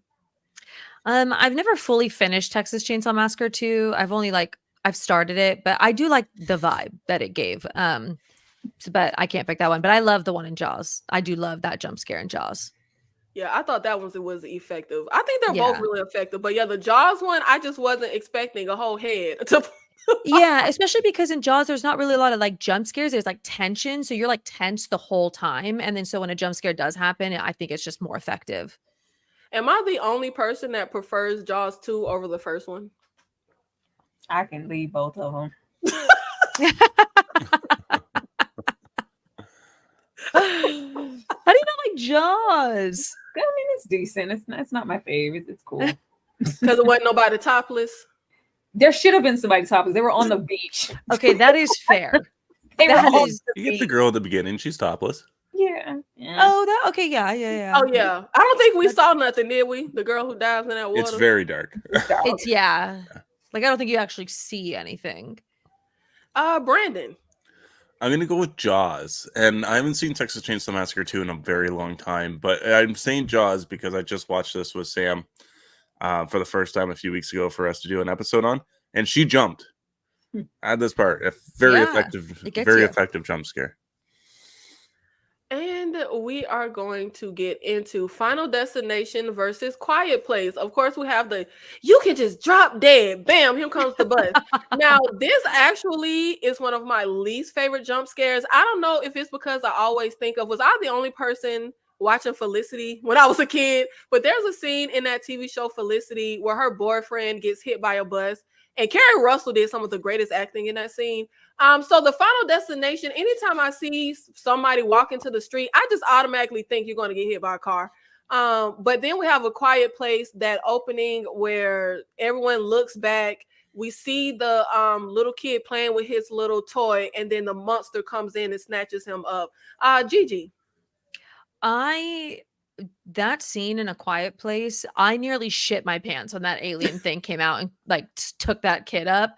I love that scene so much. So I got to go with that one. Brandon. I'm going with Final Destination because I don't really think that A Quiet Place intro is really a jump scare. You see the alien coming from a mile away. Like this show. Yeah, like he's running. Yeah, you know what's happening. Well, you might think he gonna save the little boy, and then when he gets snatched up, you jump. Fuck them kids. He was going down. As for Final Destination, that bus just came out of nowhere. You got a quick reflection of it a couple scenes before, and then bam, it just happened. Yeah, I don't know. Like, I just feel like anytime somebody is in the street, you're going to get hit, like, period. Now, if the bus would have came up on the sidewalk, you would have had me. Yeah, no, that's fair. Cause like, I totally see that too, where I was like, okay, something's going to happen because she's standing in the street. So, right. Yeah. And then you say the line, you can just drop dead. Bam, she drops dead. Like, Tyra. A Quiet Place. Just kill those kids. Kill those kids. I love when we kill a kid. We killed a kid like first 2 minutes of the film. Like you were a goner. You shouldn't have. Your parents didn't love you. They had you in the back of batteries. Kill that kid. Oh my God. Kill that kid. Poor little baby had to go. Smile versus Amityville Horror. This is the scene in the Amityville early 2000s remake where the kid is in the bathroom.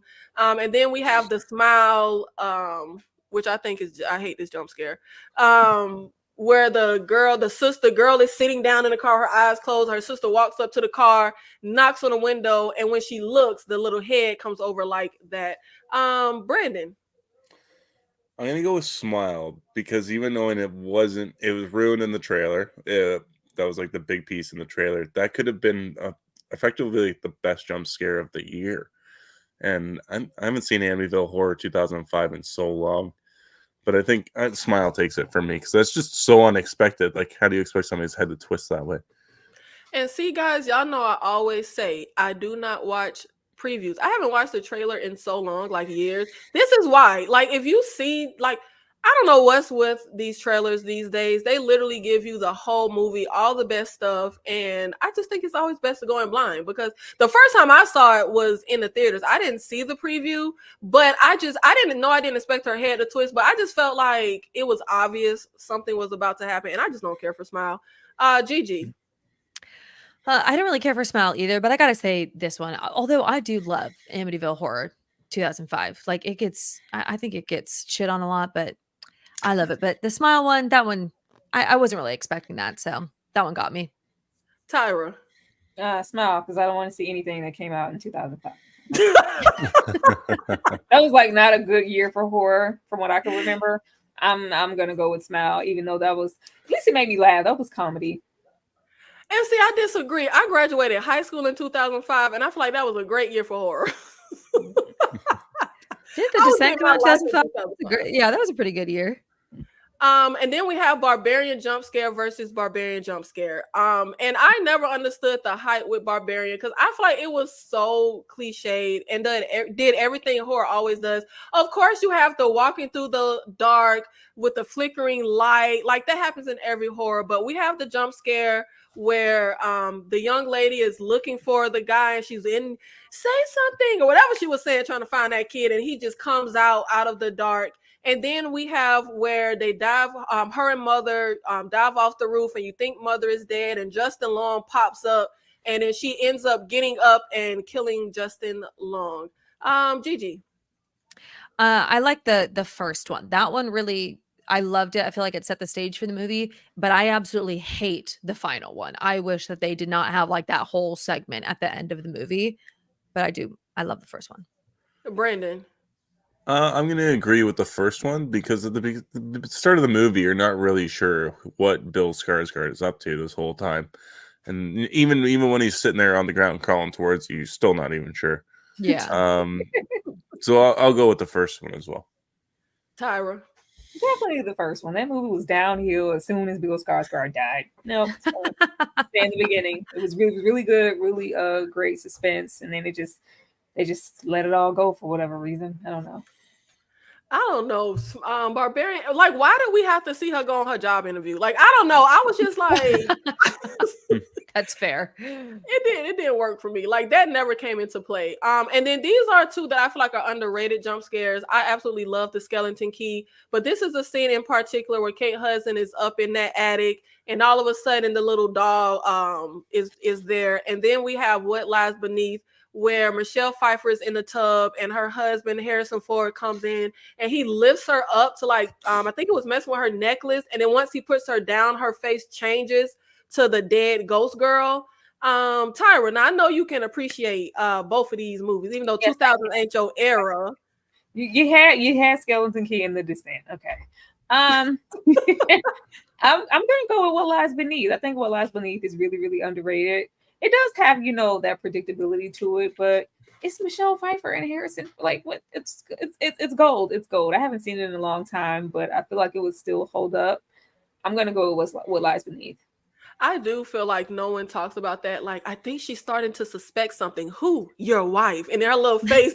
I love that movie. Gigi. This one is hard because I don't remember. It's been so long since I've watched either of these that I barely even remember these scenes.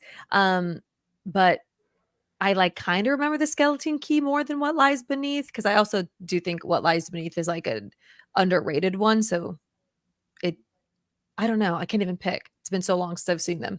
So maybe skeleton key.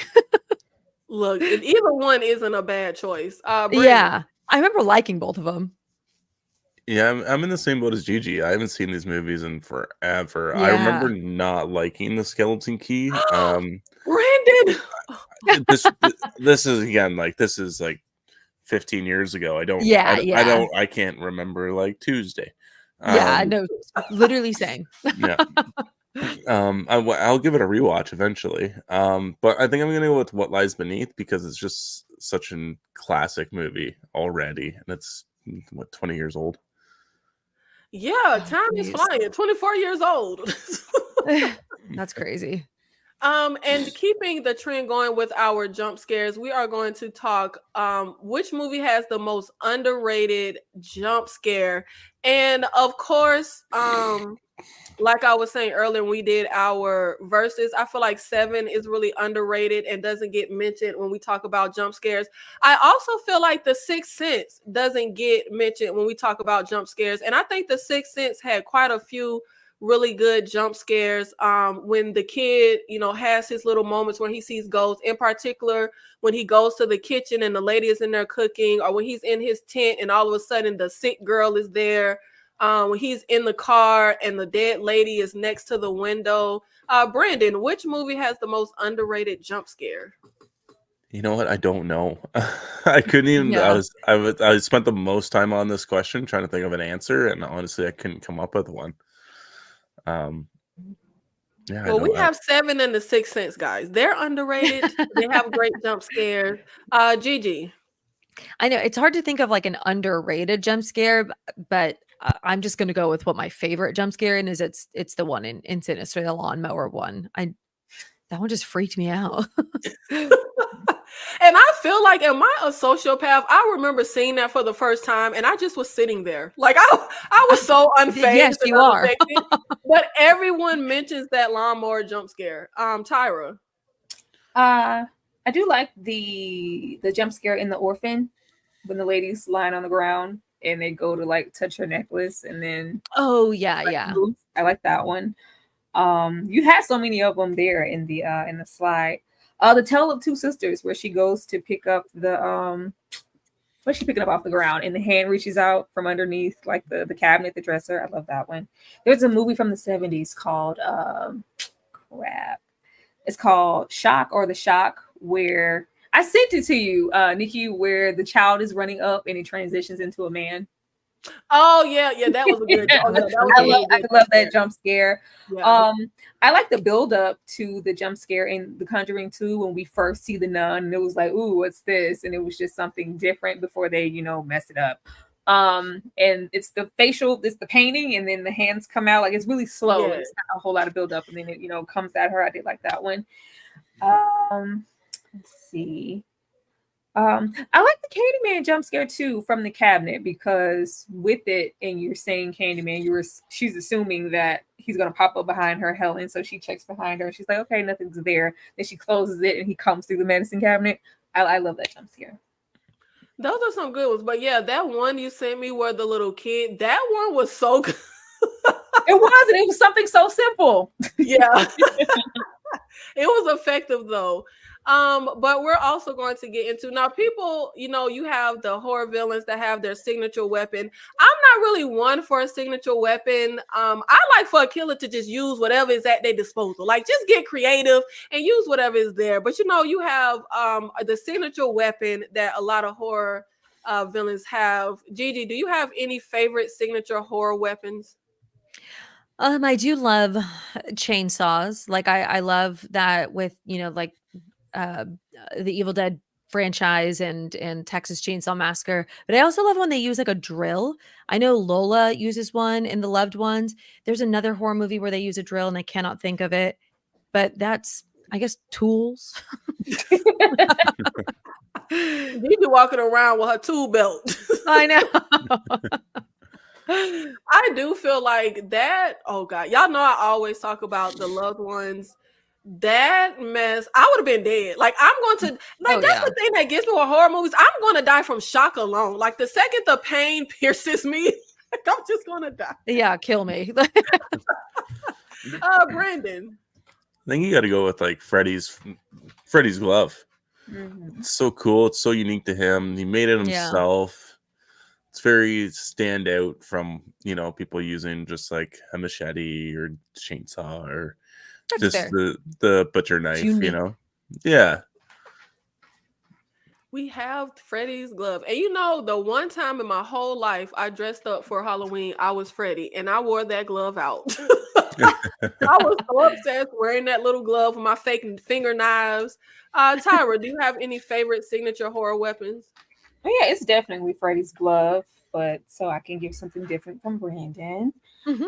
I love a good hook. I love a good machete. Okay, Oh, Yeah. machete gets her done. A good hook and a machete does what needs to be done. I love those situations, and I also love like the killers who they don't have a signature. They just use like they have an arsenal of things. Like Mhm. I like blew my whole lid when the Terrifier pulls out a gun. I was like, oh my god, he shot her. I thought that was the best thing in the world because you're just assuming most slashers they don't use guns. You know, the joy is in Yeah. the stabbing, the torture. Like when he shot her, I was like, oh, this is the best movie I've ever seen. that was crazy. But that was unfair, baby. You losing. You can't pull out a gun now. But when you talk about that machete, you know what actually sticks out in my brain? Out of all the killers and movies that have used a machete, the thing that pops out is that little kid shaving his head to kill Jason. I'm like, die with that.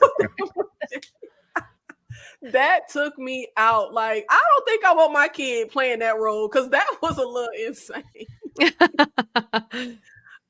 So we're going to continue our 80s conversation. And of course, I do think the 80s did a lot of things right.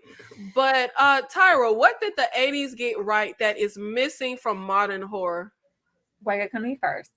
'Cause The 80s is fun. It's fun.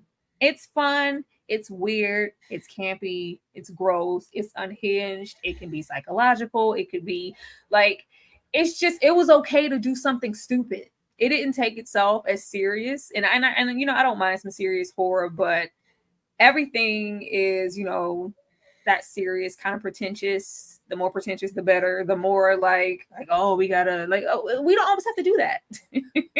I just like how fun it is. You know, we have that. There's practical effects. There's really great soundtracks.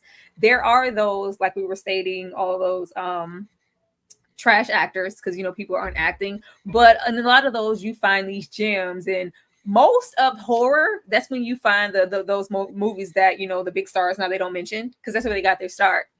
But a lot of those horrors they have really great acting performances because it's not, you know, tied to something like now where you're more so relying on a name. Yes, the movie may be good, but you couldn't rely on a name. So if your movie stood out, it's because the actors was probably a no name and they were good, and it had to be good because you couldn't afford, you know, whomever was big at the time. You just hired some random person. So if your movie was like outstanding, it was probably because the script was really, really good. I feel like people had to really push themselves, but that and some practical effects and a great soundtrack and all of the blood, guts, gore, and tits that you could ever want. I just like that you could be reckless and it was okay.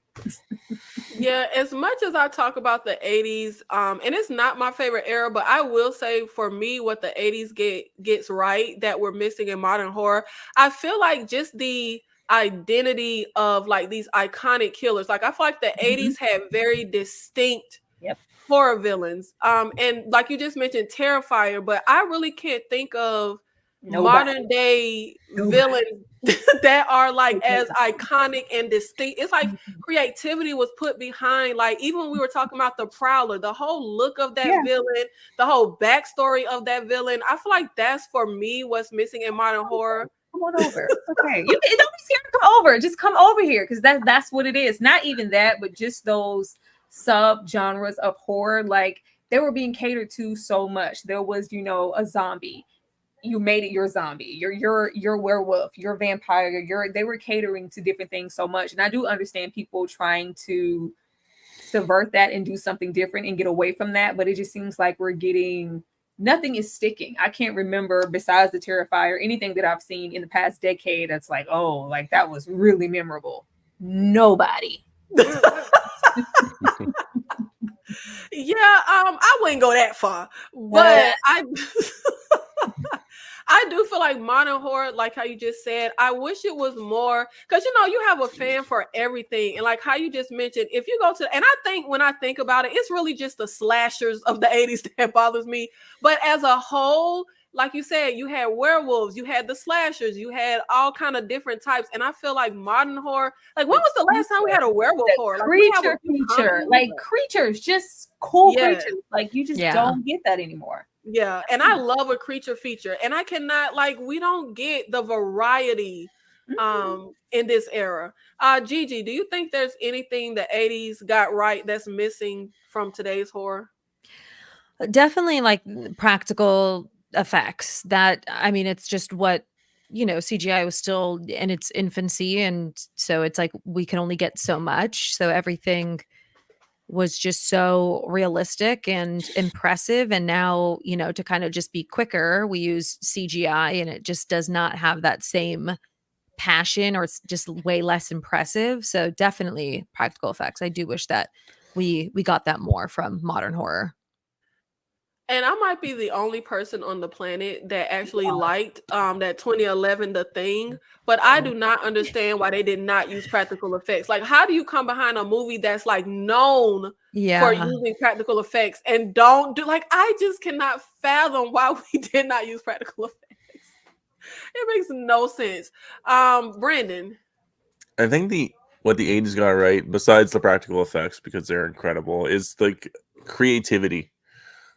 For coming up with the most random shit and making sure it gets on the screen. Like, you got movies about killer, like, it's almost like ice cream, killer tomatoes, killer cars, all kinds of stuff. And interesting new ideas for vampire movies. You got Near Dark, which is a Western vampire story, essentially. The Thing was an incredibly unique and innovative movie. And I just feel like everything nowadays is either a sequel, a reboot, or like the only good thing we got going right now is A24, because they're kind of keeping it creative, but they still don't know how to have fun, which I think is missing. It's okay to get a good campy horror movie in every now and then. Yeah, I'm not a fan of A24. But I think I do love when movies do, like The Void is a modern movie that I really love, that very much gave like 80s and like campy and stuff. So I do like when you kind of incorporate that in a movie in a certain way, but I agree with Brandon, like the creativity. But I will also say I'm not one of those people who are like, it's sequels and it's remake. I think every era has sequels and remakes, and every era had a lot of them. But I will say, and like I said, I just saw Oddity. I saw quite a few movies this year that were unique, that were creative, that weren't tied to an IP. I think they're out there. They're just not the mainstream box office, like top 10 movies. I think Neon is doing good stuff. I don't know what the hell Blumhouse be doing, child. That's the issue. Like, if a Child's Play hit or a Nightmare, like, you were going to see those movies in theaters. You're not going to see, what we got to go search for stuff. When you go to the movies, especially if you're not like a deep-seated, rooted horror fan and go search, you're only going to see, franchise after franchise and installments. That's all that's being put in our face. So it looks sucky over here. Looks sucky. Looks real sucky. You do have to search. And even there was we just did KillerCon last week with black horror movies you might not have heard of, that you might have missed. And it was a black horror movie came out this year, first time black director and writer, that nobody even heard of. It's not at the theater, of course. It's not, like, I feel like they're out there. They're just not the talked about top, like, box office. Wait, what movie was it? What was it called? A Dark Song, a song from the dark. It ain't very good, but I brought didn't that come out? A Dark Song, didn't that come out last year? Isn't that Or not No, last year? it came out here in February, but it was a African film, but it came out here in February. Oh. But it just feels like, I don't know, I'm just not that person. I think we have indie stuff, we have creative stuff. I didn't care for Late Night with the Devil, but that was original, that was creative. I didn't like the movie as a whole, but it wasn't a sequel, it wasn't a remake, it wasn't a reboot. But as much as certain people on the panel may love the 80s, I think there's still things that modern horror may get right that was missing from the 80s.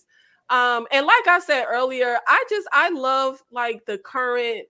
Even when you talk about Evil Dead 2013 over the 80s one, I like a more serious tone. I like something that's dark, and I don't want to alleviate from the tension with laughter or campiness. So I feel like for me, that is what was missing with the 80s horror, particularly the slashers. Like I said, I think it's really the slashers of the 80s that I can't really get down with.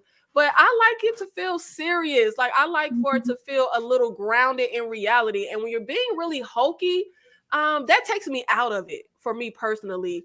Brendan, what do you think modern horror gets right that was missing in the 80s horror?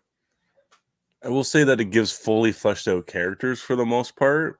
Like with every movie now, everybody seems to have the fleshed out, and there always seems to be a lot of like dealing with trauma or past events that are significant to the plot of the movie, which I think works quite a bit. Yeah, that's where I'm going to go with that. Now, Gigi, we know you like me. The 80s ain't really your cup of tea. So what is it about the modern horror for you that gets right over what 80s horror doesn't get, that doesn't work for you? I feel like I think the acting it's just evolved. There's like a different tier of it now. Pacing, I think there are some modern horrors that just don't get it right, but I feel like a lot of 80s movies are kind of a slog to get through. So I think pacing is a lot better in modern movies. Even though I think 80s has really good soundtrack, I think that modern horror does like sound effects and like soundscapes a lot better than 80s horror movies. Yeah, probably that. And when you talk about the sound effects, one thing, we were talking about jump scares. I think the worst jump scare I've ever seen in history was damn it, what was that movie? It was a movie where they were like doing these experiments. Oh God, this is gonna bug me. They were doing these experiments. The girl who played in House is in there, who directed Don't Worry, Darling. She was in it, and they were like trying to reanimate a dead dog.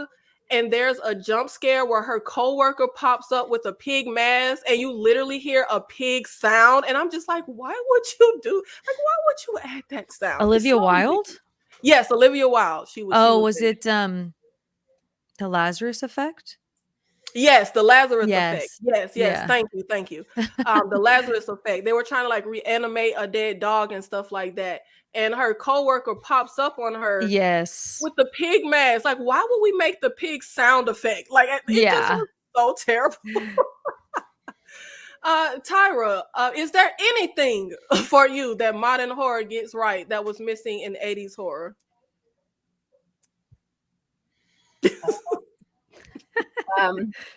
It's serious, suspenseful, and subtle. I'll give it that. A little uninspired for me, but serious, suspenseful, and subtle. There's not a ton of that in the 80s. Serious, suspenseful, and subtle. It was definitely no subtlety. So I'll give it that. Just at least you gave us something. I did.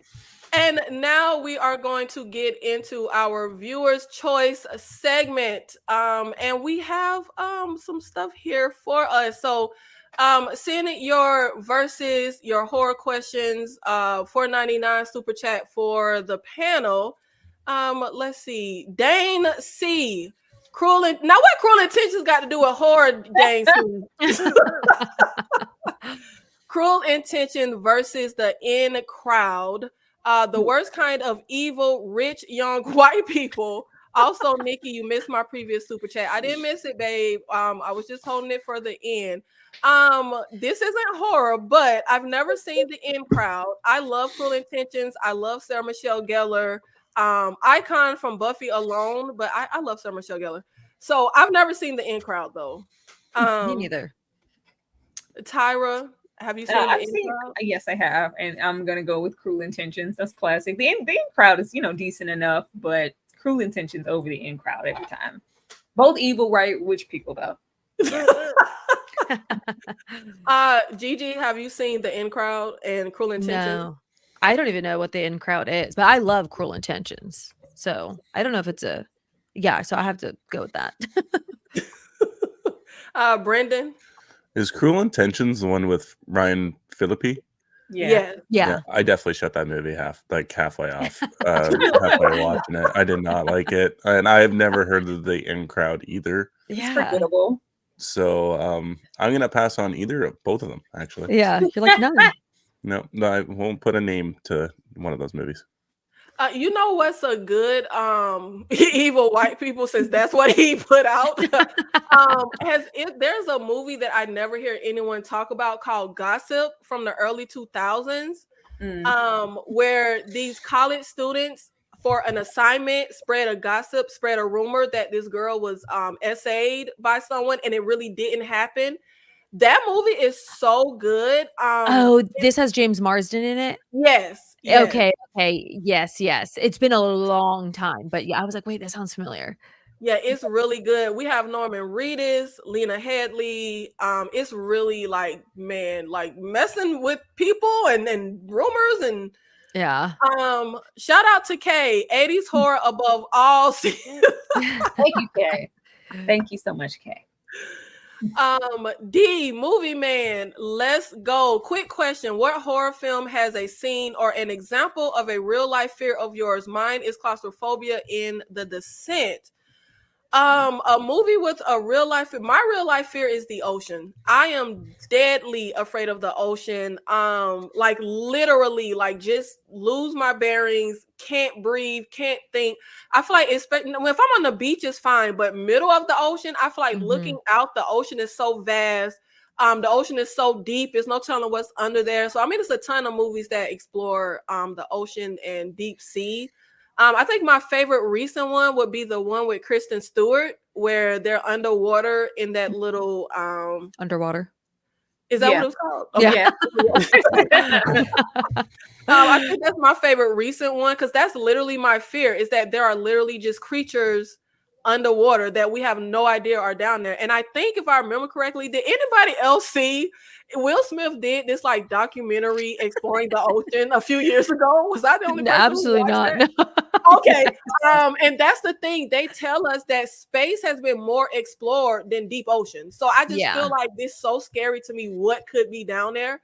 Tyra, do you want to tackle this question? I ain't really scared of nothing. Tyra the triple double OG. Tyra thug life.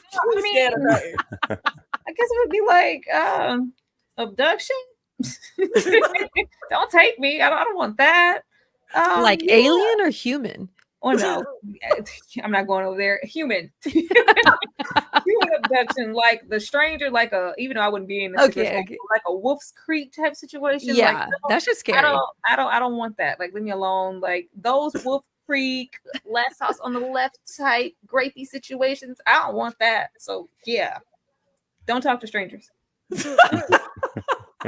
Gigi. I'm this. Well, honestly, both. But I'm with you too, Nikki. I hate deep ocean. So the thought of I won't go on a cruise for those reasons and stuff like that freaks me out. So the movie that freaked me out, gave me so much tension, which is so silly, is 47 Meters Down.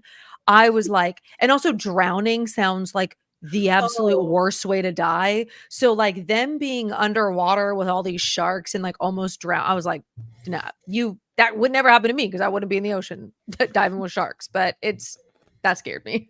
Yeah, drowning is my literal worst nightmare. And actually, I can't swim. And I love to get in the pool though. And I love to dive into the pool. So I used to do this thing with my little sister when I was like 20 and she was maybe 10. I would say, get into the deep end. I'm going to dive in. And you just carry me to the edge. But I dived in far away from her and I was literally drowning. It Oh was my so God. insane. That is literally my like drowning. Oh my God. No. Yeah. Brandon. I have, even though I work in construction and I work on tall buildings, I have a fear of heights. So Ooh. the movie Fall, Oh God, I just watched that too. so much anxiety. Like me and my wife had to pause the movie and take like a little bit of a break and then come Yeah. back to it because it was just Who it's would so do well that? shot. I don't know who has these like crazy adrenaline seekers. Yeah. But Oh, it's not me. No. Yeah. And then to like not tell anybody that you're I'm like, what? You're going the most dangerous thing. They're like, we didn't tell a soul we were up here. but I feel like, am I the only person that like I gravitate to movies that feel like that? Like I love to like feel anxious and like Yeah. on the edge and have my nerves tore up when I'm watching something. Yes. I'm the same way. Thank you so much for the support, D Movie Man. Dane C, don't listen to her, Tyra. She said trap with fire. Thank you so much, Dane. I never do. Validated. Listen to your elders, okay? KD, I'm here on time after you cursed me out about blaming notifications on why I missed out. I wasn't born in the 80s, but love the topic. Thank you so much, KD. Yeah, me and my subs, we had to get together earlier this week. Thank you so much for the support. Dane C, what horror movies came out in the 2010s? You want us to name every horror movie that came out? I know. He's just acting like, I guess he's asking like what like good ones came out in 2010. Oh, I feel like there's A ton. yeah. Let's see. I gotta look it up. Halloween The weird 2018, you stuff got come Get out. Out. The Cabin in the Woods, Cabin in the Woods. The Lights Witch, Out. like Lights Out. Oh, no Ready one or talked Not. about Brightburn. Brightburn was good. I like that. I liked it. And everyone hated it, but I loved it. I like Brightburn. I thought it was a cool idea to have like this evil version of a superhero. I thought so too. Oh, Autopsy of Jane Doe. I love Autopsy of Jane Doe. Oh, I like that one. Yeah. There's one not a lot of I haven't heard people talk about with Alexander Skarsgård called Hidden. When I tell you this movie gave me the worst anxiety of any movie I ever saw in my life. The movie is fine, like it's good, but the thing that really got me is you have no idea what the creature or threat is. Like, those movies that don't reveal or show you. Yeah. And my heart was dying. I was like, what is it? What is it? Like, I was going crazy, but I never anyone talked about that movie. No. But there's tons of great. Maybe we'll have to do the 10s for one KillerCon. Let me see. Oh, Bone Tomahawk. I talked about that. It's very, very, very, very slow. It's very slow. But them last 10 minutes is insanity. The Conjuring was 2013. The 2010s was a great era. It was a great era. Mm-hmm. Chauncey Vision, Horror versus Battle of the Grotesque Mad Scientist. Seth Grundle of The Fly versus Dr. Pretorius of From Beyond. Happy birthday, Tyra. Thank you, Chauncey Vision. You want to go first, Tyra? Sure. Grotesque, because the Doctor in the From Beyond is just really disgusting to look at. I mean, at least Jeff is fine for a little while. Yeah, makes that full blown transition. But I don't know. I'm gonna go with Seth Grundle because it's like slow. At least with the Doctor in From Beyond, he's like gross immediately. With Seth, you have to like watch him slowly disintegrate in the nails and the teeth and the throwing up. Yeah, I'm gonna go with The Fly. And see, I would go with the I don't know. That's hard because I love anything disgusting, and I feel like that's what really takes it home with The Fly. Like you said, the nails falling out and like watching. And I feel like they added a little emotional connection for the audience. Yes. Like you feel for him as this is happening. And I love gore and grotesque, but I do like the type of horror that like gets an emotional response that makes you feel something. Putting the love story, having you actually feel for Jeff Goldblum. I think that's hard. Gigi. Oh, Seth Grundle, that was just, I mean, grotesque, like disgusting. Like, yeah, we see the slow descent, and it's like, so you see it like little by little, and it's getting like grosser and grosser, and just the vomit thing, that part, like I actually was like, no. Not Yeah, for me. then we see him like vomit on the food or something. No, I've just seen the Because guy. From Beyond is disgusting. Yeah.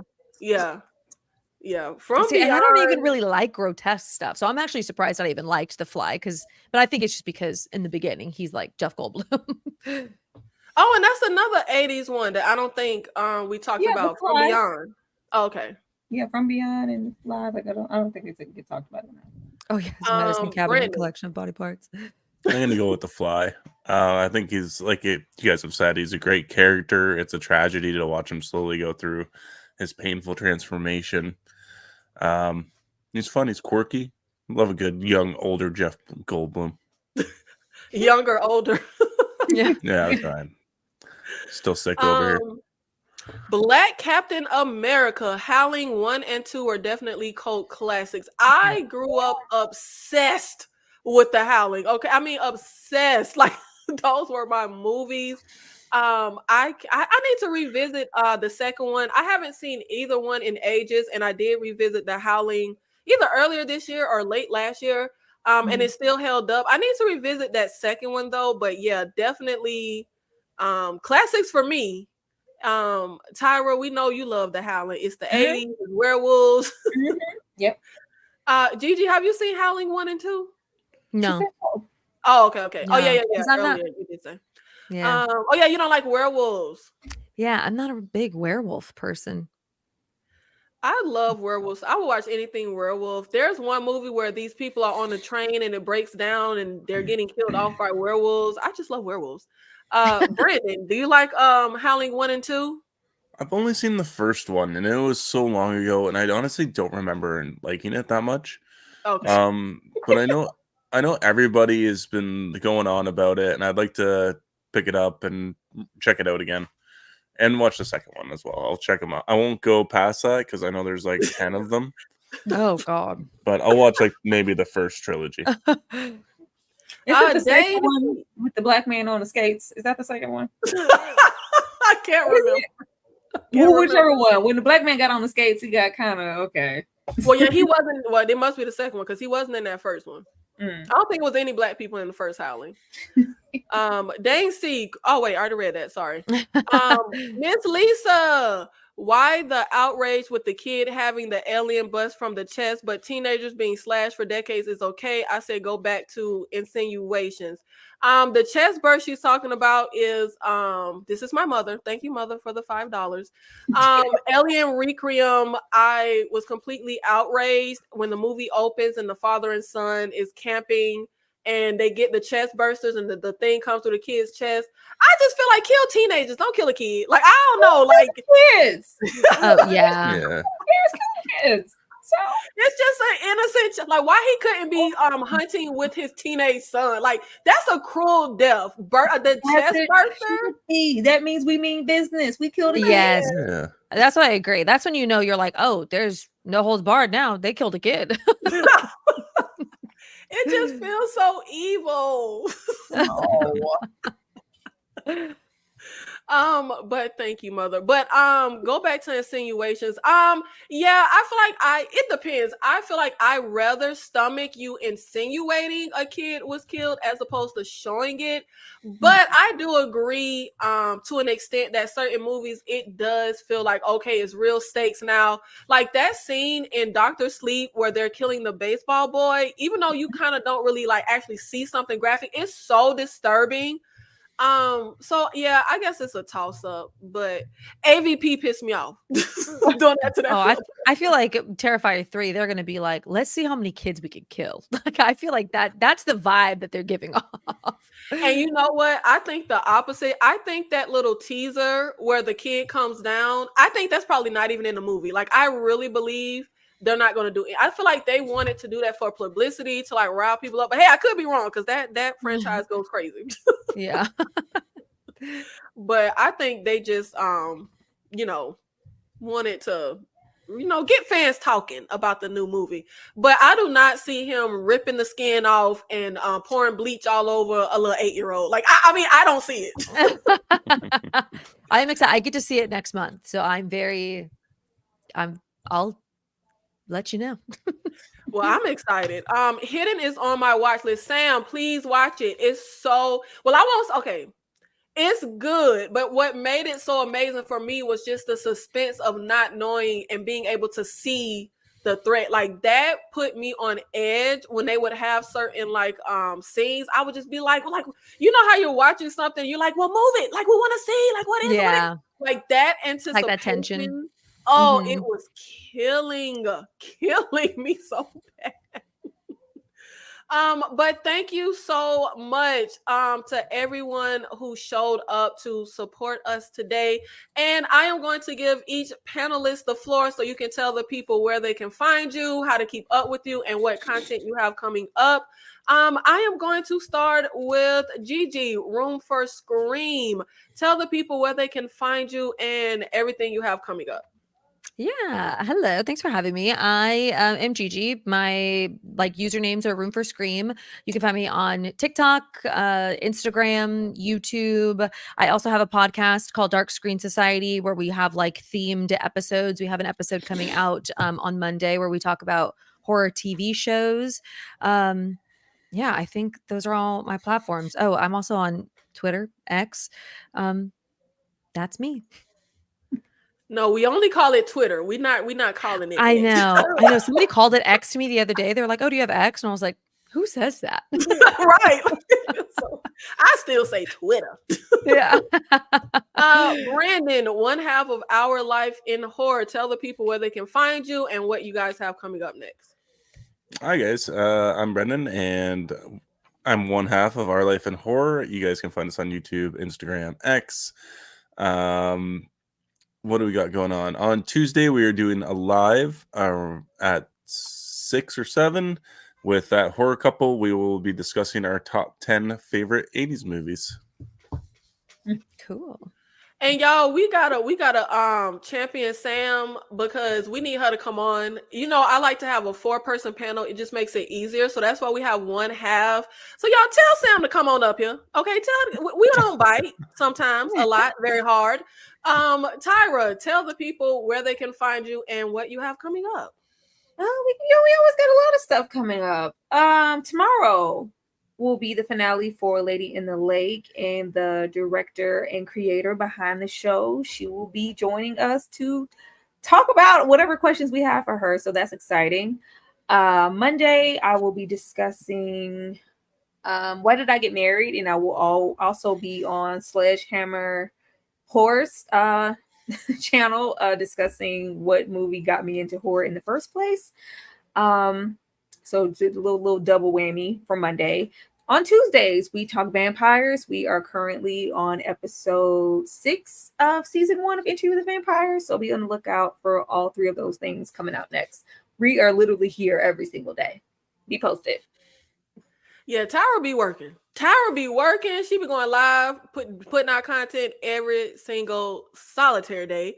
Miriam, thank you so much for the super chat. Cussing your subs out worked. Let's do it every Monday night. I guess my subs are masochists. They like a little pain. I got to get a little rough with them. Okay.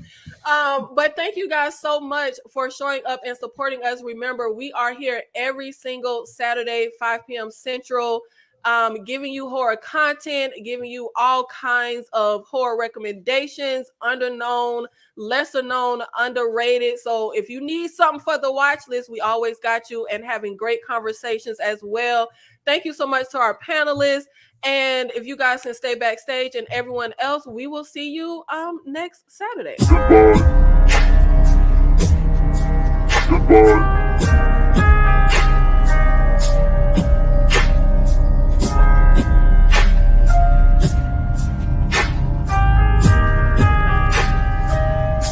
Goodbye.